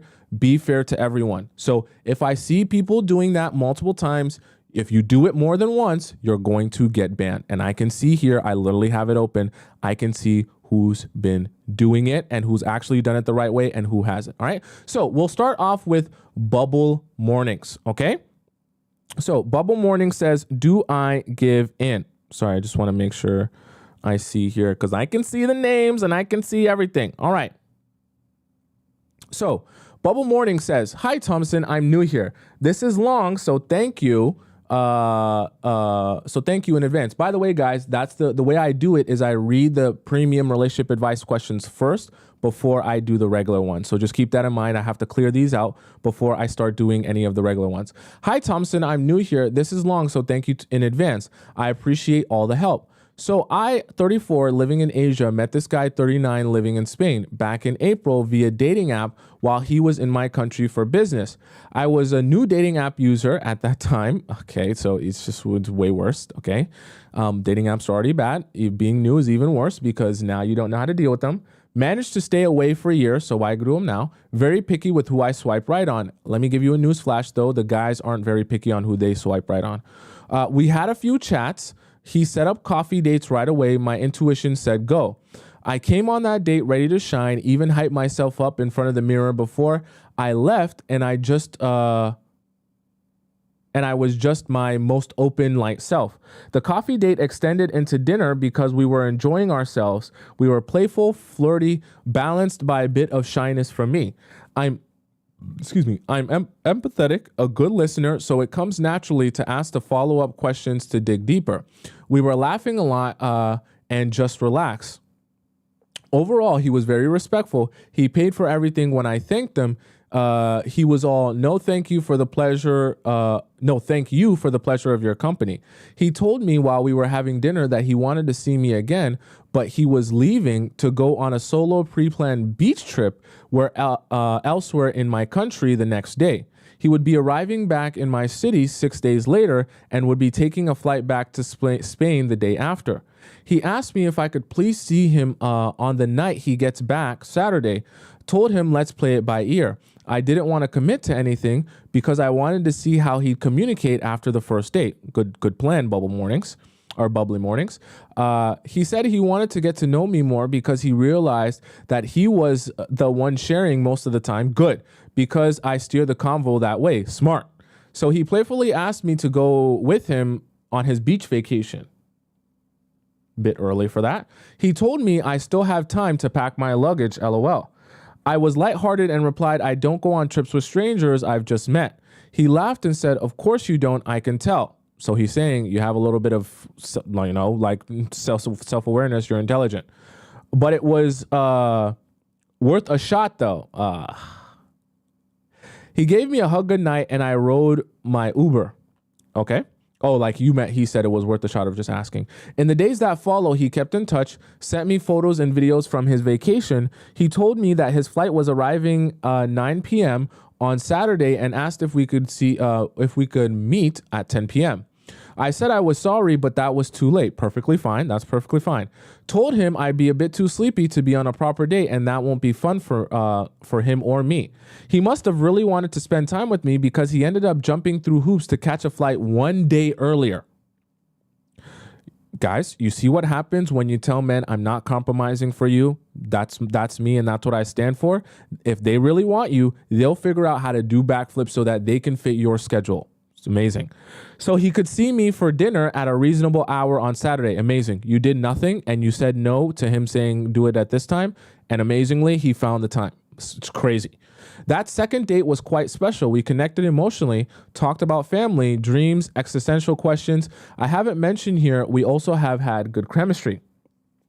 I shared one story related to my family and he gave me this really tender gaze, gently stroked my face and hair, gave me small kisses all over my face before he kissed me on the lips. It felt so right in that moment. You're living in a Disney princess movie. It's okay. It's nothing wrong with that. Things are going well. Let's see how they continue to go. Then at 10 p.m., I told him I was going to go home. He asked if I could see him for lunch before his flight out. I agreed. He hugged me and kissed me a good night and helped me to my Uber. Okay, sounds pretty good so far. Usually guys will say, text me when you get home, but he was the one who texted me to ask if I've gotten home safely. Okay, good so far. By that lunch date, both of us were feeling very connected because of the deep convos we'd had. He was thinking out loud about eventually finding a job here in my country. Crazy. That's wow. All right. So he's really into you. I hope you continue to do nothing because clearly doing nothing has been working for you. Don't switch it up. I didn't say much because words are just words, and that was only our third date. I replied, it's up to you with a smile. We had a passionate goodbye kiss before he left the airport. No pineapples. Thank you so much, Bubbly Mornings. This is going so well so far, and I'm really, really proud of you. I really am very happy that this is going well. I hope you continued on this train. After he left, I cried back home. What? Did I miss something? What do you mean? I thought things were going well. I don't feel attracted to people in my country often. The very rare ones I feel physically attracted to, I don't feel connected to emotionally, intellectually, and soulfully.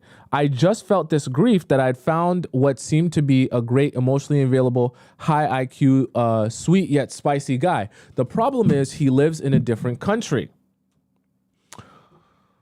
Oh no, I see your anxiety starting to grow here. So you're thinking that you must be with this guy specifically. This is not a good sign. So it's been 3 months since then. When he left, he sent me a long message telling me how attracted he is to me and not like anyone else he's dated and how we have similar values. Okay. He is a busy guy who isn't much of a texter, neither am I. Oh no. I'm sensing a problem. We text here and there, not every day, but we are both much better with calls. Because of the time zone difference, he is able to video call only on weekends. We talk for 1 to 3 hours. We have meaningful convos with a bit of mundane updates sprinkled throughout the call. 2 calls ago, he smiled and told me we are going to need to talk about what's happening here, not necessarily during our next call, but soon. I have no reason to doubt his sincerity at this point. He was very decisive about seeing me when he was here. He never attempted to sleep with me during our dates. He kept his hands to himself, and he's been consistent with that mode of communication, with the mode of communication he is best at, which is video calls, given our long distance setup. And no freaky talk, just regular flirting and banter. Lately, he's been very vocal about missing me and wanting to see me again in person. He has been floating the idea of us meeting halfway and exploring a new country together. My question, do I entertain this idea, or should I wait for him to come to a breaking point where he comes and sees me in my home country? Side note, there was another guy who also traveled to see me before, so I guess that's why I'm hoping this one will too. So what do I do, please? Do I tell him clearly to visit me instead? I don't want to feel like I'm leading. What I did was do this indirectly by saying if he were to come here again, he can be sure I'd be at the airport to welcome him. And he replied that was such a nice mental image to visualize and manifest. Or do I agree to meet him halfway and go on an adventure with him? Or do I just sit back, relax, and do nothing? Also, should I lessen our video calls for him to want to see me in person more? Any other sage advice to steer me in the right direction? I really like him. I'm hopefully not yet attached to a specific outcome, but I do want to continue making smart moves here. Okay, you've approached me at the right time. This is good. In the meantime, though, I'm still going out on dates with other men. You've approached me at the good time. P.S. I work remotely. If it ever came to the point where high-level commitment requires someone to close the gap in the future, I would be willing to do so, because if he can't for his job, of course he doesn't know this. Okay, so I get it. Like you would be able to be more mobile, okay, because of your job and your work. Okay, you came to me at the right time, bubbly mornings. Now, what I want to specifically address for you is so far, so good. Let's clap it up for bubbly mornings. She's done the right thing. Can you guys see here? Go back to this story. Can you see here how guys treat you when you give them nothing? Say nothing, do nothing, okay? Bubbly mornings is a perfect example of that. And even more so, you'll see when guys start trying to get you to negotiate, they're feeling you out.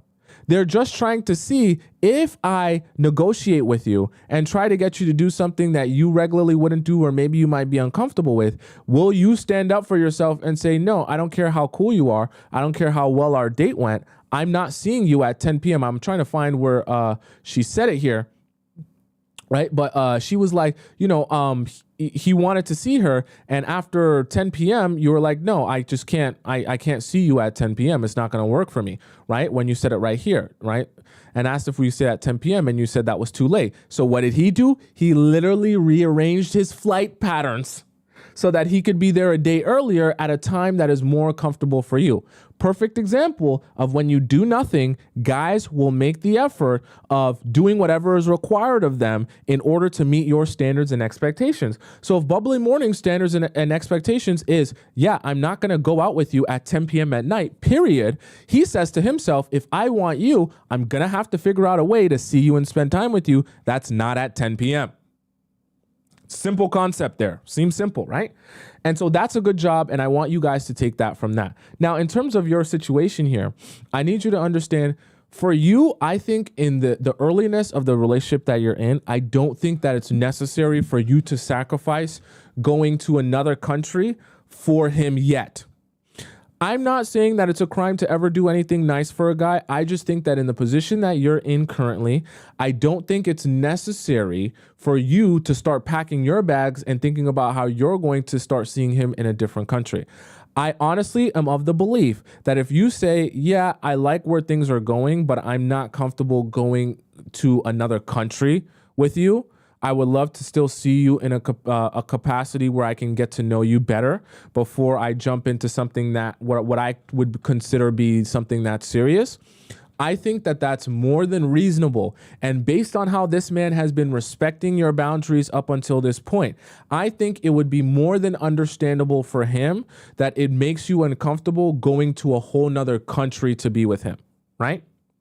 Because this is still the early stages, and it's not about you not wanting to be with him or spend time with him. It's just about pacing the relationship, that there will come a point where you guys can go to another country together, but that point is not yet, especially not when you've only been on a handful of dates and you're still dating other people. Okay? Going to another country for a guy, because realistically, you're going to another country for him. Don't get it mistaken, right? You and him are going to the other country, but it's not like you're going there to just hang out with yourself. So going to another country for a guy should be something that you only do when there is a clear commitment of exclusivity. And at this point that you're in, you say that you're going on dates with other people. That's not necessarily a crime, but then if that's the place that you're in and that's the understanding of what you think this relationship is, I don't think that you guys are in the place where you should be going to another country for him. And I think if you make that clear that, yes, I love spending time with you and I love being around you. However, I'm not comfortable going to another country to see you yet.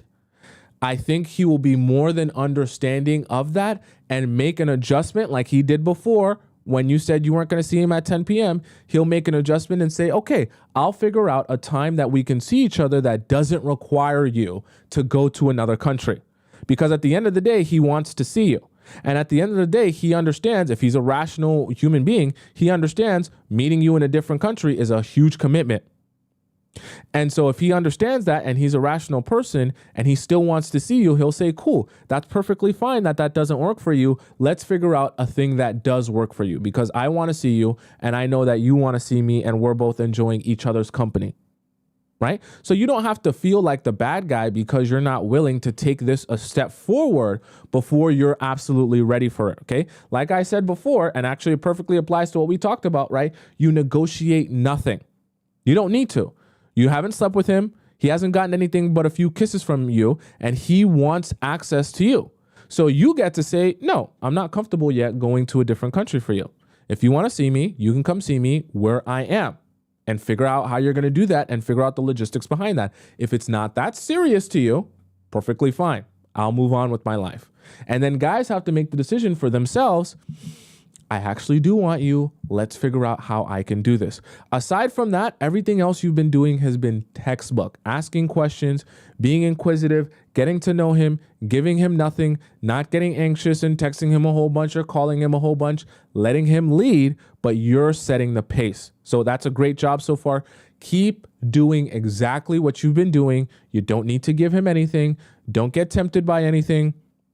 Stay the course, and you'll get a lot out of this. And in fact, you might even get a serious relationship out of this, despite the fact that he lives in another relationship. So that's a good job. We got to clap it up for you because you're textbook. All right. Next we have here Anti-Gemini. Anti-Gemini says the guy best friend. Okay. So Anti-Gemini says, oh boy, here we go. So I am 28. I have been best friends with this man who's 27 for about 14 years now, or we met 14 years ago, freshman year of high school. Literally, for me, it was love at first sight when I saw him. No, your Squirtle got very lubricated by seeing how attractive he was, okay? You can't love someone that you don't know. I just really don't like when you guys do that. I know it sounds good in a Disney princess movie, but that's not real life. That's not reality, okay? You can lust someone by seeing them. You can't love them. You don't know them. You don't know who they are. As I had the biggest crush on him. Yes, exactly. So you're lubricated. There's nothing wrong with that, but that's not love. We grew up and had a sort of a situationship near the end of our high school career, where we were each other's prom dates and did hella pineapple-y stuff in high school. Everything but penetrative intercourse.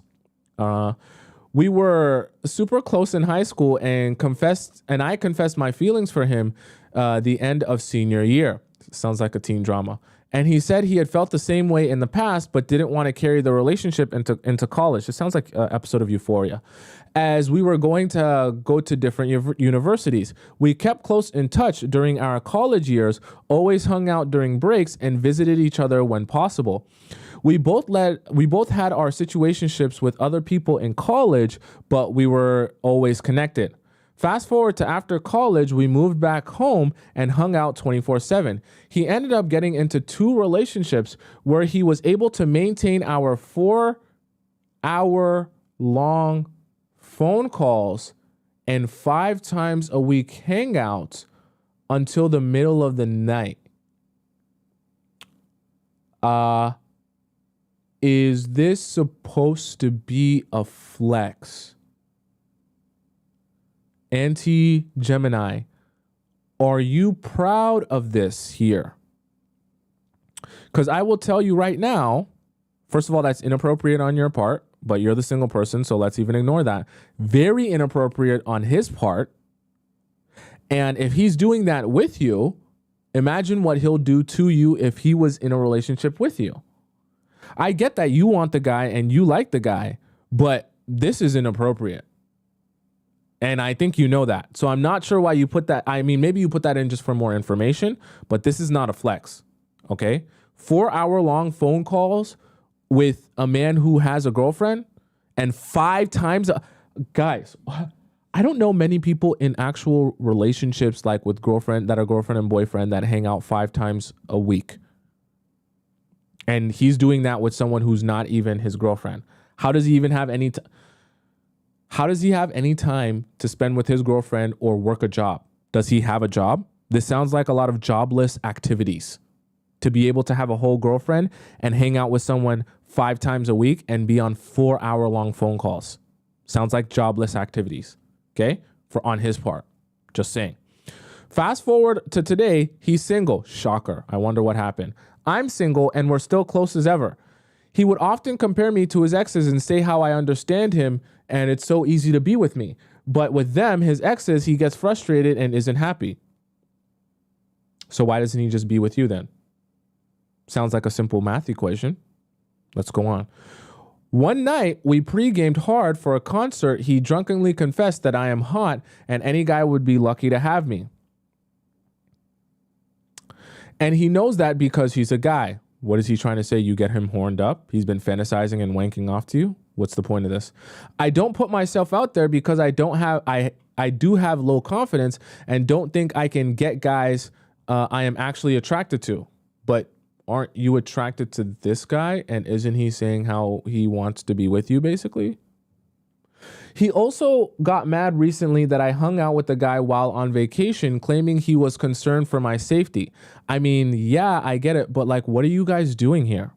If you want each other, just be with each other. Why are you doing this thing where you're like being with each other kind of and then exploring other relationships? It's unfair to the people that you're wasting their time, you know, exploring a relationship with other people when you know you still want this guy and he still wants you. I don't know, Tomisin. We have been friends for so long, but obviously there's levels of attraction there. Okay, but then explore that. Why? Like, oh man, this friendship stuff gets me so mad. But I'm just wondering why he hasn't tried to take our friendship to the next level. Clearly, it's not that serious to him. For context, this man calls me every single day. I don't call him unless I have to. I would agree he is obsessed with me in the best way possible. We are so close, we basically have telepathy and we tell each other everything. Okay. Okay. So then why don't you guys date then? If it's so good and so amazing. We both went to the same SDA private school, small community. We have the same group of hometown friends. I tend to visit him at his apartment in the city and spend a few days over. So you sleep in his bed? What, you sleep naked or with booty shorts on in his bed as friends? Nice. We sleep in the same bed. Oh, you answered my question. That's perfect. But on opposite sides. It's a bed. Okay? It's a queen size bed Opposite sides? Okay, so what's there? 2 feet of distance between you? By the time you scoot your dump truck over, there's no feet of distance in between you. Like, what are we talking about? You're saying on opposite sides as if I'm going to be like, oh my God, that makes it so super friendly. We never cuddle because we both agreed that we don't like to sleep and cuddle, okay? We enjoy lazy mornings watching movies in bed, ordering food. We can talk in the car for hours and have a blast. And one time we're both litty, we made out at Coachella. Oh yeah, we're friends, but when we get lit, we make out. What a great friendship. Friends forever. F is for friends who sleep together. U is for you, insert yourself inside me. N is for anywhere and anytime at all you can sleep with me. It's ridiculous.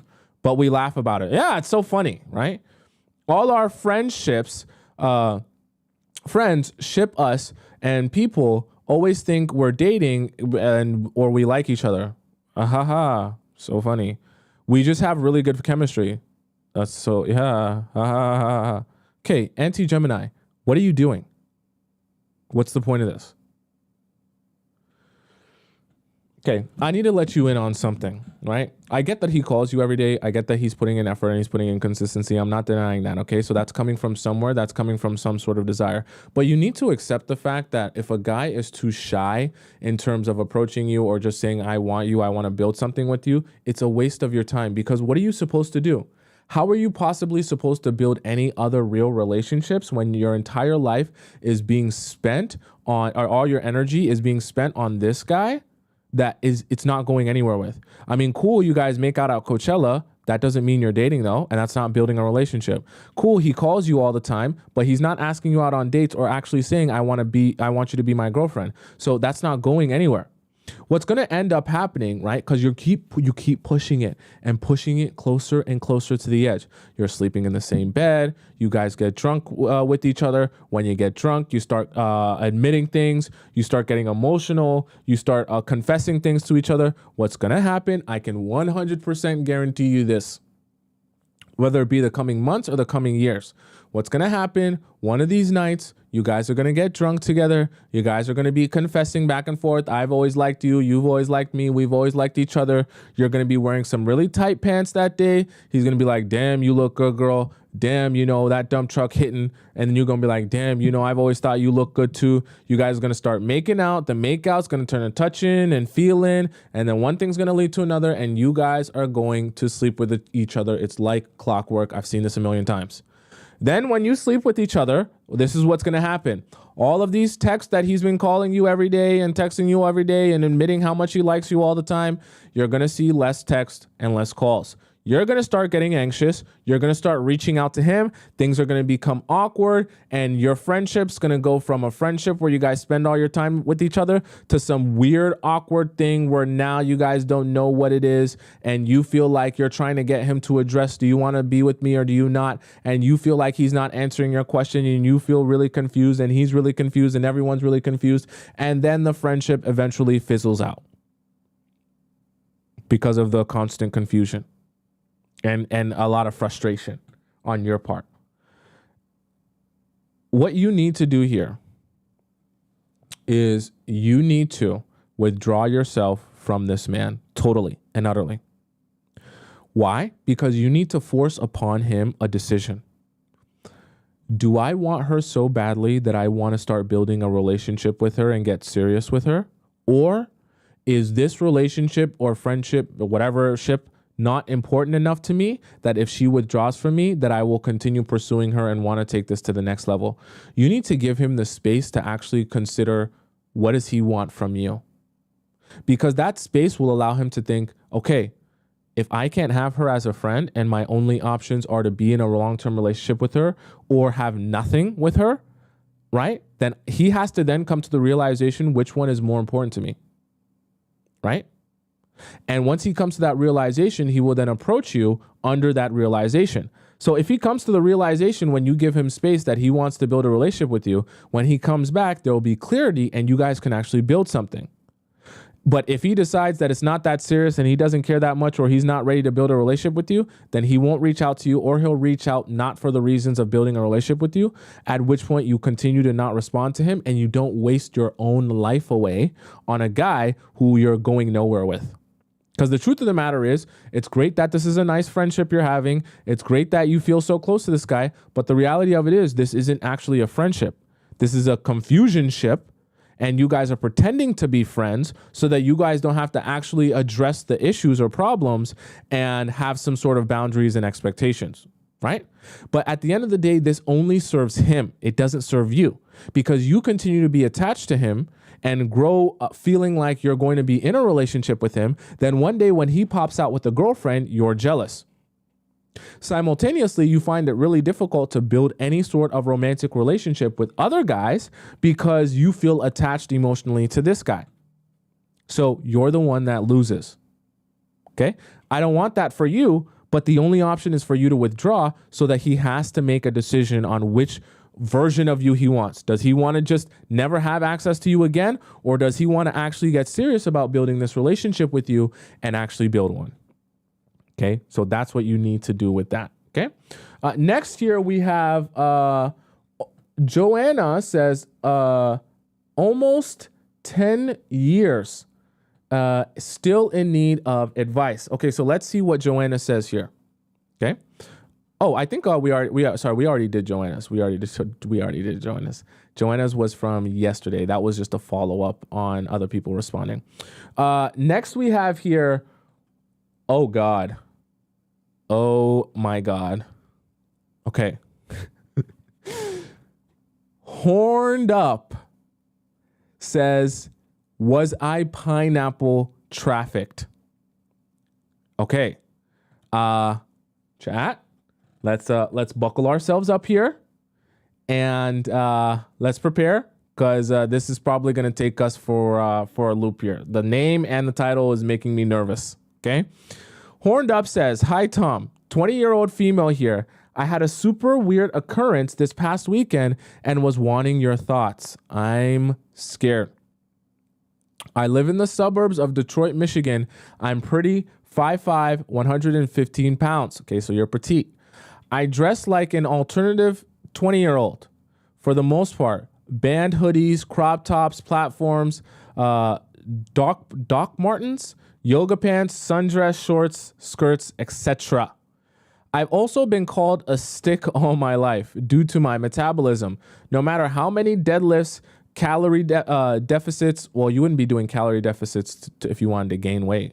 Protein diets I've done, the 1 to 2 pounds I end up gaining disappears after a day. I don't have a car at the moment, so I usually walk to work to run errands. Walk to work or run errands. And lots of men holler at me and back up while rolling their windows down to glare at me. Interesting. Not a flex. I like how you said that. Not a flex. In fact, it's pretty inconvenient.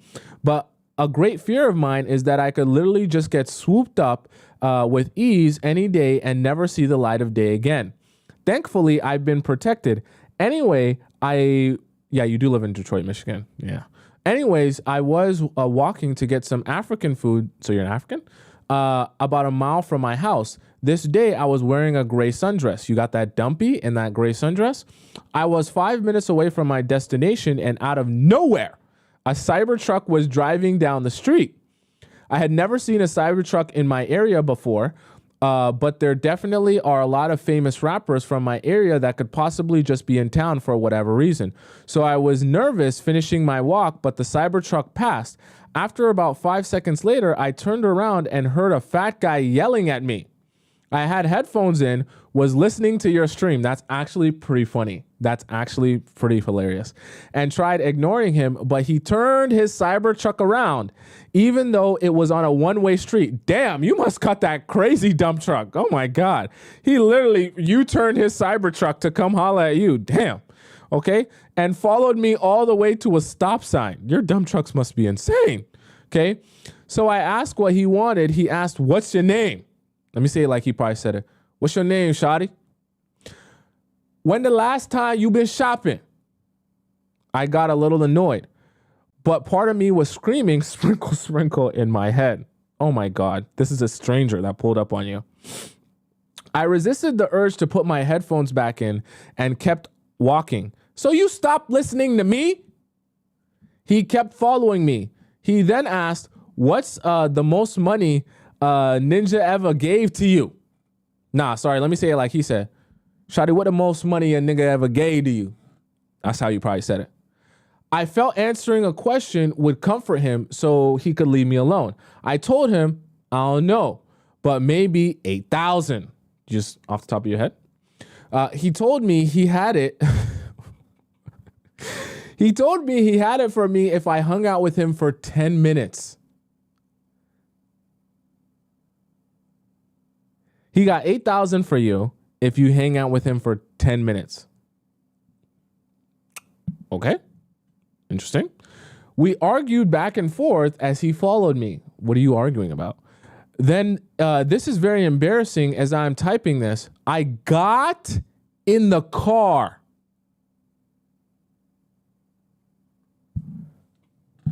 I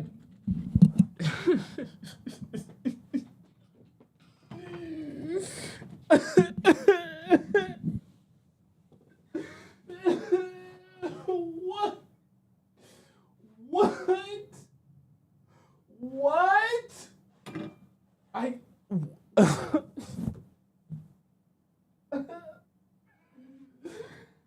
don't get it. I don't get it. Why would you get into the car of a stranger? Horned up. You're in a stranger's car.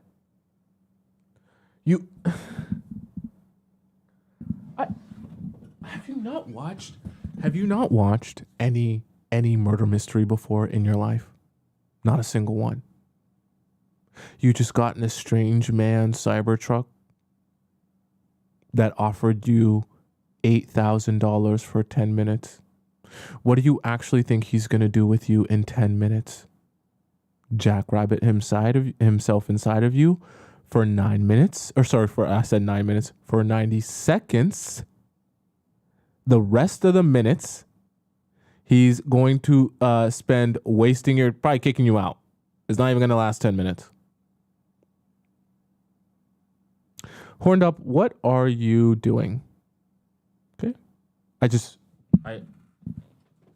don't know how you thought this was supposed to end well. And I'm even more upset. I even forgot about this chat. She was listening to my stream while she did this BS. She was listening to me tell her how she shouldn't give herself away to anyone for free, and she should make sure she holds her leverage and make sure she takes care of what she needs to take care. She was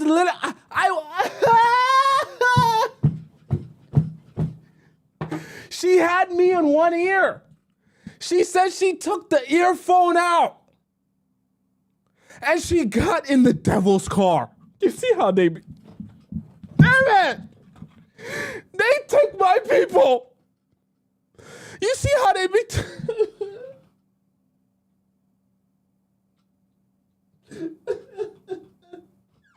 I lost one. Oh my God.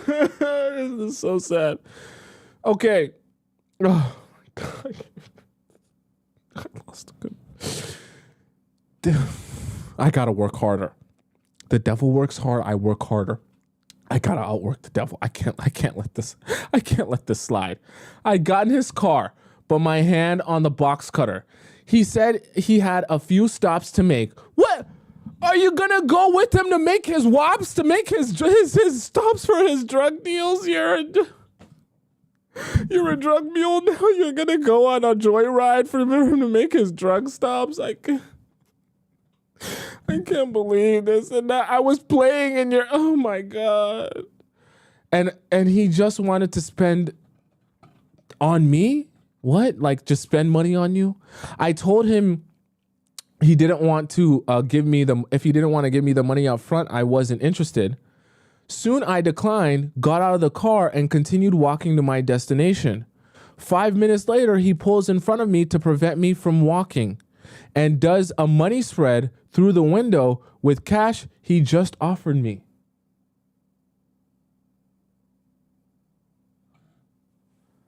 I gotta work harder than the devil. I think I really do need to. I need to work hard. I think I might have to start going live twice a day, because I don't think I be in your all of your ears enough. I don't think I'm in your soaking in your brain cells enough, because it's not enough.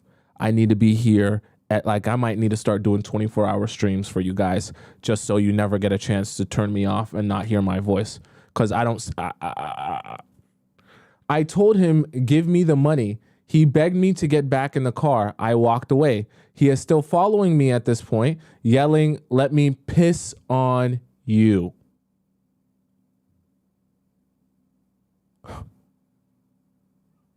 We have strayed so far from righteousness. I'm just trying to piss on you, Shawty.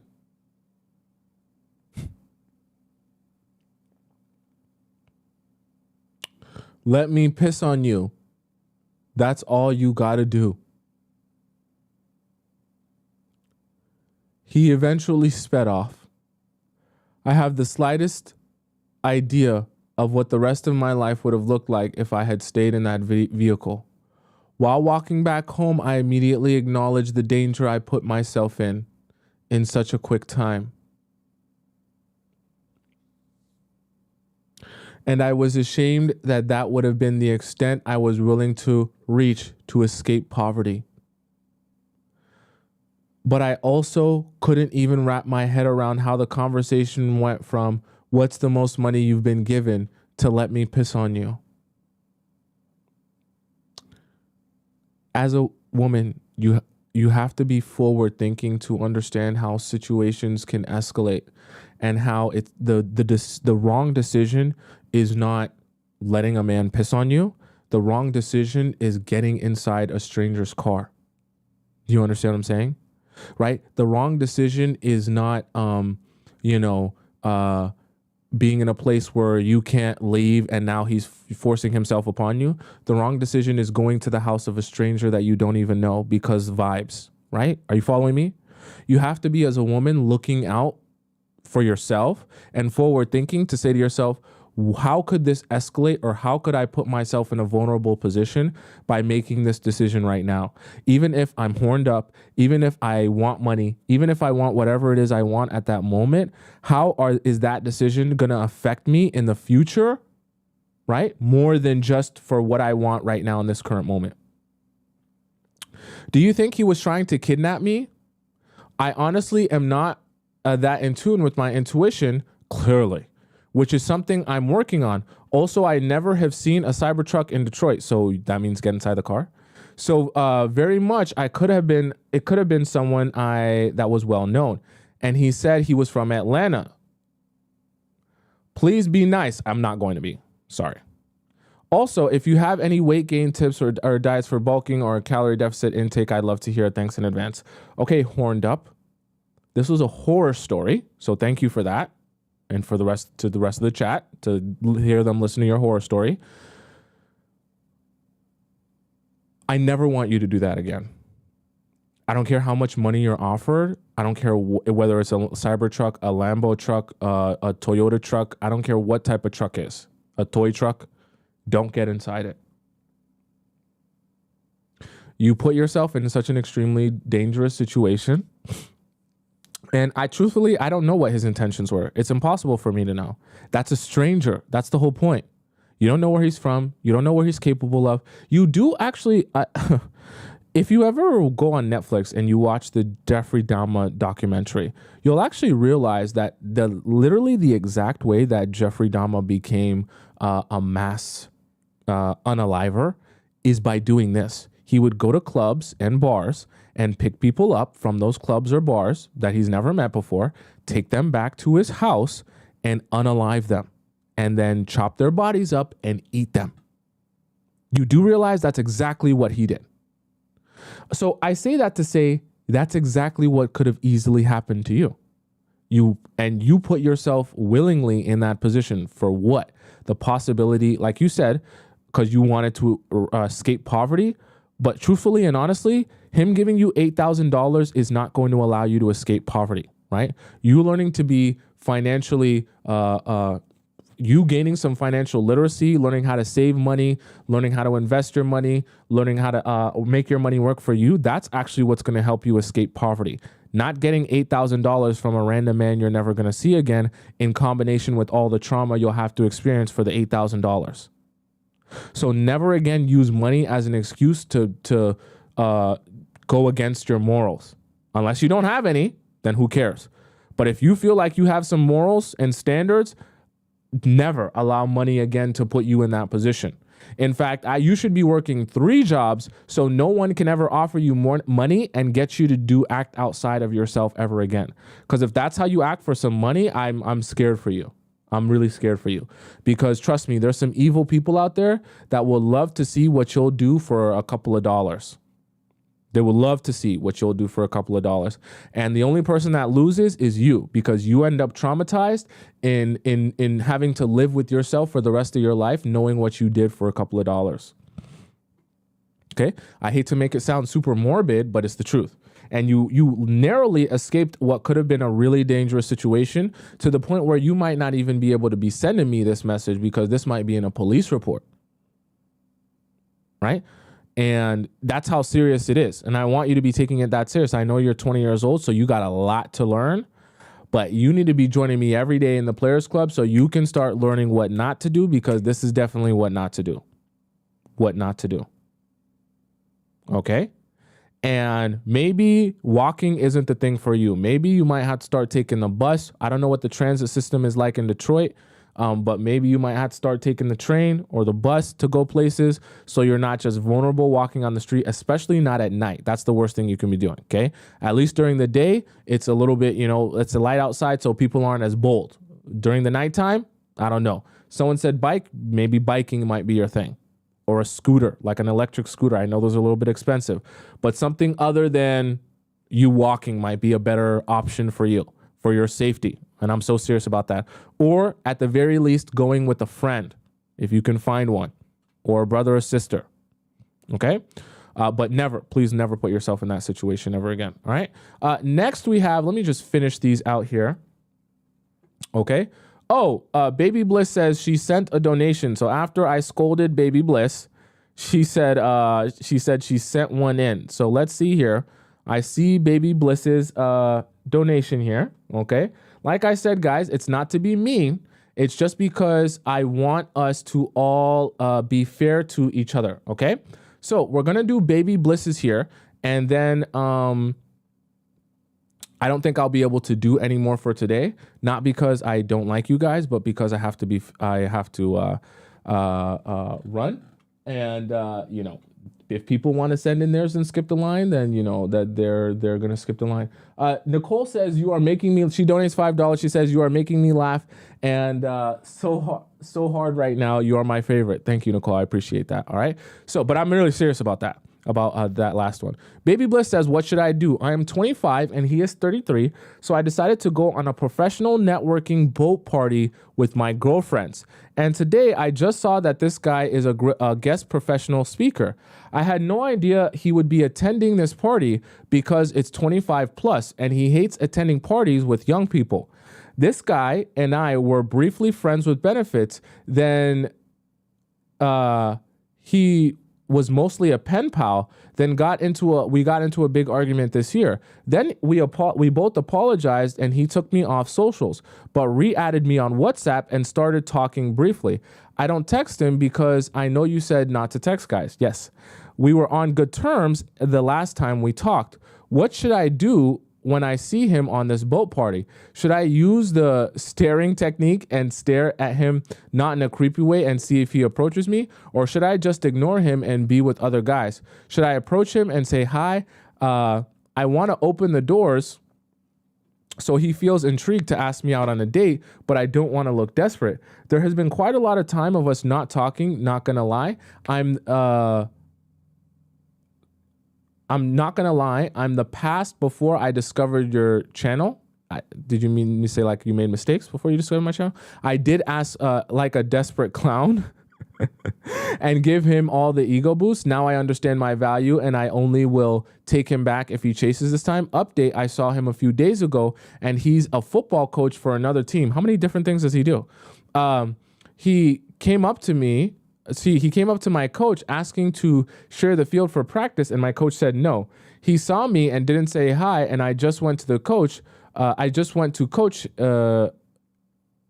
He didn't say hi and just went to coach his team. I'm not sure if it's because he was trying to be a professional or it's because I was busy playing with my team. Update again. Okay, so this is like in how many seconds? Because you sent this message in today. I saw him at a Carnival Kingdom for a Carabana weekend. Do you live in Toronto? Okay, so you probably live in Toronto because Carabana weekend. He saw me with my girlfriends and running around talking to guys and having fun. We made eye contact from a distance a few times and waved hi one time. He was about to come talk to me when one random guy came and pulled my friend and I over to talk. Then my friend and I were dancing and he came up to me with his friend and I gave him a hug. So then you go on to say he was talking about football and how he was going to scrimmage with my team and that he had already talked to my coach. There was also so many other teams and I don't know why he chose my team in particular. He was talking with me and his friend was talking with my girl. Him and I were making small talk halfway through and he had to find another friend and walked away from me and was just staring at me from a distance. Okay. I turned back and started to engage a convo with his friend and my girl. His friend invited my friend to another party the next day. We said he didn't want to go. Wait, what? His friend exchanged IG from my girl and then left. Literally 10 minutes later, I get a WhatsApp message from the guy who replied to one of my previous messages where I told him I have a lot of priorities and won't be attending this event. I know I should have stuck to my word, but I came to have fun with my friends and he came up to me. Please view the screenshot below. I totally ended the convo. The next day, I get a message from my football coach that we're scrimmaging with his team on Tuesday. What do you think his intentions are? I feel like he is playing games to bait me into chasing him. How should I act at the boat party coming up this Sunday? Should I give him glances and talk to other guys and my friends? Just have a good time? What should I act or do when he does come up to me or talk to me? Keep it short, leave. Should I tell him I'm busy and if he wants to talk, he can just ask me out on a proper date? Or should I just be receptive and just answer his questions and get him talking about himself and then leave the party? Follow your tips from your stream, how to flirt to get a man chasing. Also, you are right. The more I don't do anything, the more he chases. Do you feel like this attempt to scrimmage on Tuesday is so he can see me? I think it's funny when you guys send in a message and you guys think that a guy, you're like, oh my God, he took a trip to Spain and I told him that I've always wanted to learn Spanish. Do you think that's a sign that he wants to date me? I always think it's funny when you guys talk like that because yeah, it's just really comical to me. Sometimes it's not that. Anyways, this is the message. He says, get home safe. Happy you're embracing your youth. Thank you. Hope you get home safe too. Getting the drinkers home. Okay, so there's no real conversation there. Is this the same guy? Oh, no, sorry. This was, yeah, that was the message. All right. So, thank you so much for confirming. I see you confirmed there your donation and everything, so I appreciate that. Thank you so much for following and abiding by the rules. Now, in terms of the rest of this message, I think that the best thing for you to do, chat, let's all say it together, you do nothing. Do nothing, baby bliss. Okay. I know it sounds very simple in terms of advice here, but the reason you need to be doing nothing is because there's nothing to do. You're not going to be chasing him. You're not going to be texting him. You're not supposed to be pursuing him. Now, when you see him at this boat party, he's already spoken to you very recently. He knows what you look like. He knows if he sees you at the party, he knows that it's you and you guys have spoken recently. So I actually don't need you to be doing all the stuff that I talked about in flirting with a guy to get him to chasing. That was more catered towards people who are seeing a guy for the first time. You, someone like you that's in a position where the guy that you have been messaging or seeing, He like has been talking to you. He knows how to approach you. He doesn't need the confirmation to approach you. If he sees you and he wants to approach you, he'll do that. So I actually advise you, if you go to that boat party and you see him, don't say anything to him. Don't even look in his direction. He can see you and allow him to see you, but don't acknowledge him. Let him make the decision if he wants to approach you or not, and use that as an answer for yourself if he's that serious about it or not. Now, if he approaches you and all he talks about when he approaches you is some more jibber jabber about random stuff, because all the stuff you told me was just small talk about random stuff. You know what I mean? None of it was, I want to actually take you out on a date. If he continues just yibber yabbering to you about random stuff and not actually saying, hey, I like you and I want you and I find you interesting, or you know what I mean? Like giving you some sort of flirty energy where he's trying to see where things go, just go ahead and drop it. You understand what I'm saying? Don't waste your energy, because I don't even think I think honestly, more than he's showing you that he wants you, you're feeling like you want him to want you, right? Which is why you're kind of saying this whole thing about was his scrimmage with another team an attempt just to see you. Like, I don't want to be mean to you, but it's a little bit delusional there. If he really wanted to see you that badly, he would just ask you out on a date, not organize an entire football scrimmage with the team that you're on just so he could possibly get a glimpse of you and speak to you. He's clearly not scared to speak to you and see you. So if he really wanted to go out on a date with you, he would just ask you out on a date. Okay? Not to burst your bubble, but your delusion is going a bit deep here. And you're thinking that this is all some huge attempt because of his secret status that he's so in love with you. When I'll be honest with you, it's not coming across like that to me. If he really was that obsessed with you, he would just talk about going out on a date with you, not doing all this extra stuff. Now, I'm acknowledging that he probably may have a little bit of interest in you. I just don't think it's that extreme that he's thinking to himself, I want to take you out on a date. So the best thing for you to do is nothing, because there's nothing left for you to do. Are you following me? That's the honest truth. And see where things go and allow him to show you, because he has your number. He knows where to find you. He knows what you look like. He knows how to contact you. Allow him to show you if he's actually serious about building this relationship. All right, guys. So that's the show for today. I don't know if I missed one premium relationship advice question, but I'll definitely get to that tomorrow. And sorry that we didn't have enough time to get to all of your questions today. I know some of you were in the free section, but I have to be fair to the people who donated to the show that wanted to get into premium, that I do their questions first, because it's only fair if they want to skip the line, then I have to actually reward them for skipping the line. So for those of you who are very impatient and are like, I cannot wait any longer for you to answer my question, you can skip the line as well. For those of you who really don't care that much, it's perfectly fine. We'll get to your question when we can in the free section as well. No pressure. It's literally your choice. All right. So for those of you who want to send in your question, whether it be to the free section or the premium section, just head over to the link in my bio if you're on TikTok, and you can you can ask your question there by heading into the Discord and going into the regular relationship advice, or you can donate to the show and then ask your question in premium relationship advice section as well if you want to do that. The link is also in my description as well if you guys want to do that as well on YouTube. All right. Now, for those of you who want to follow me on Instagram and see everything I'm doing every second of the day, you can go ahead and follow me on Instagram. My Instagram handle is right above my head, right there on the left side of the screen, on the top left, and you can ask your question there.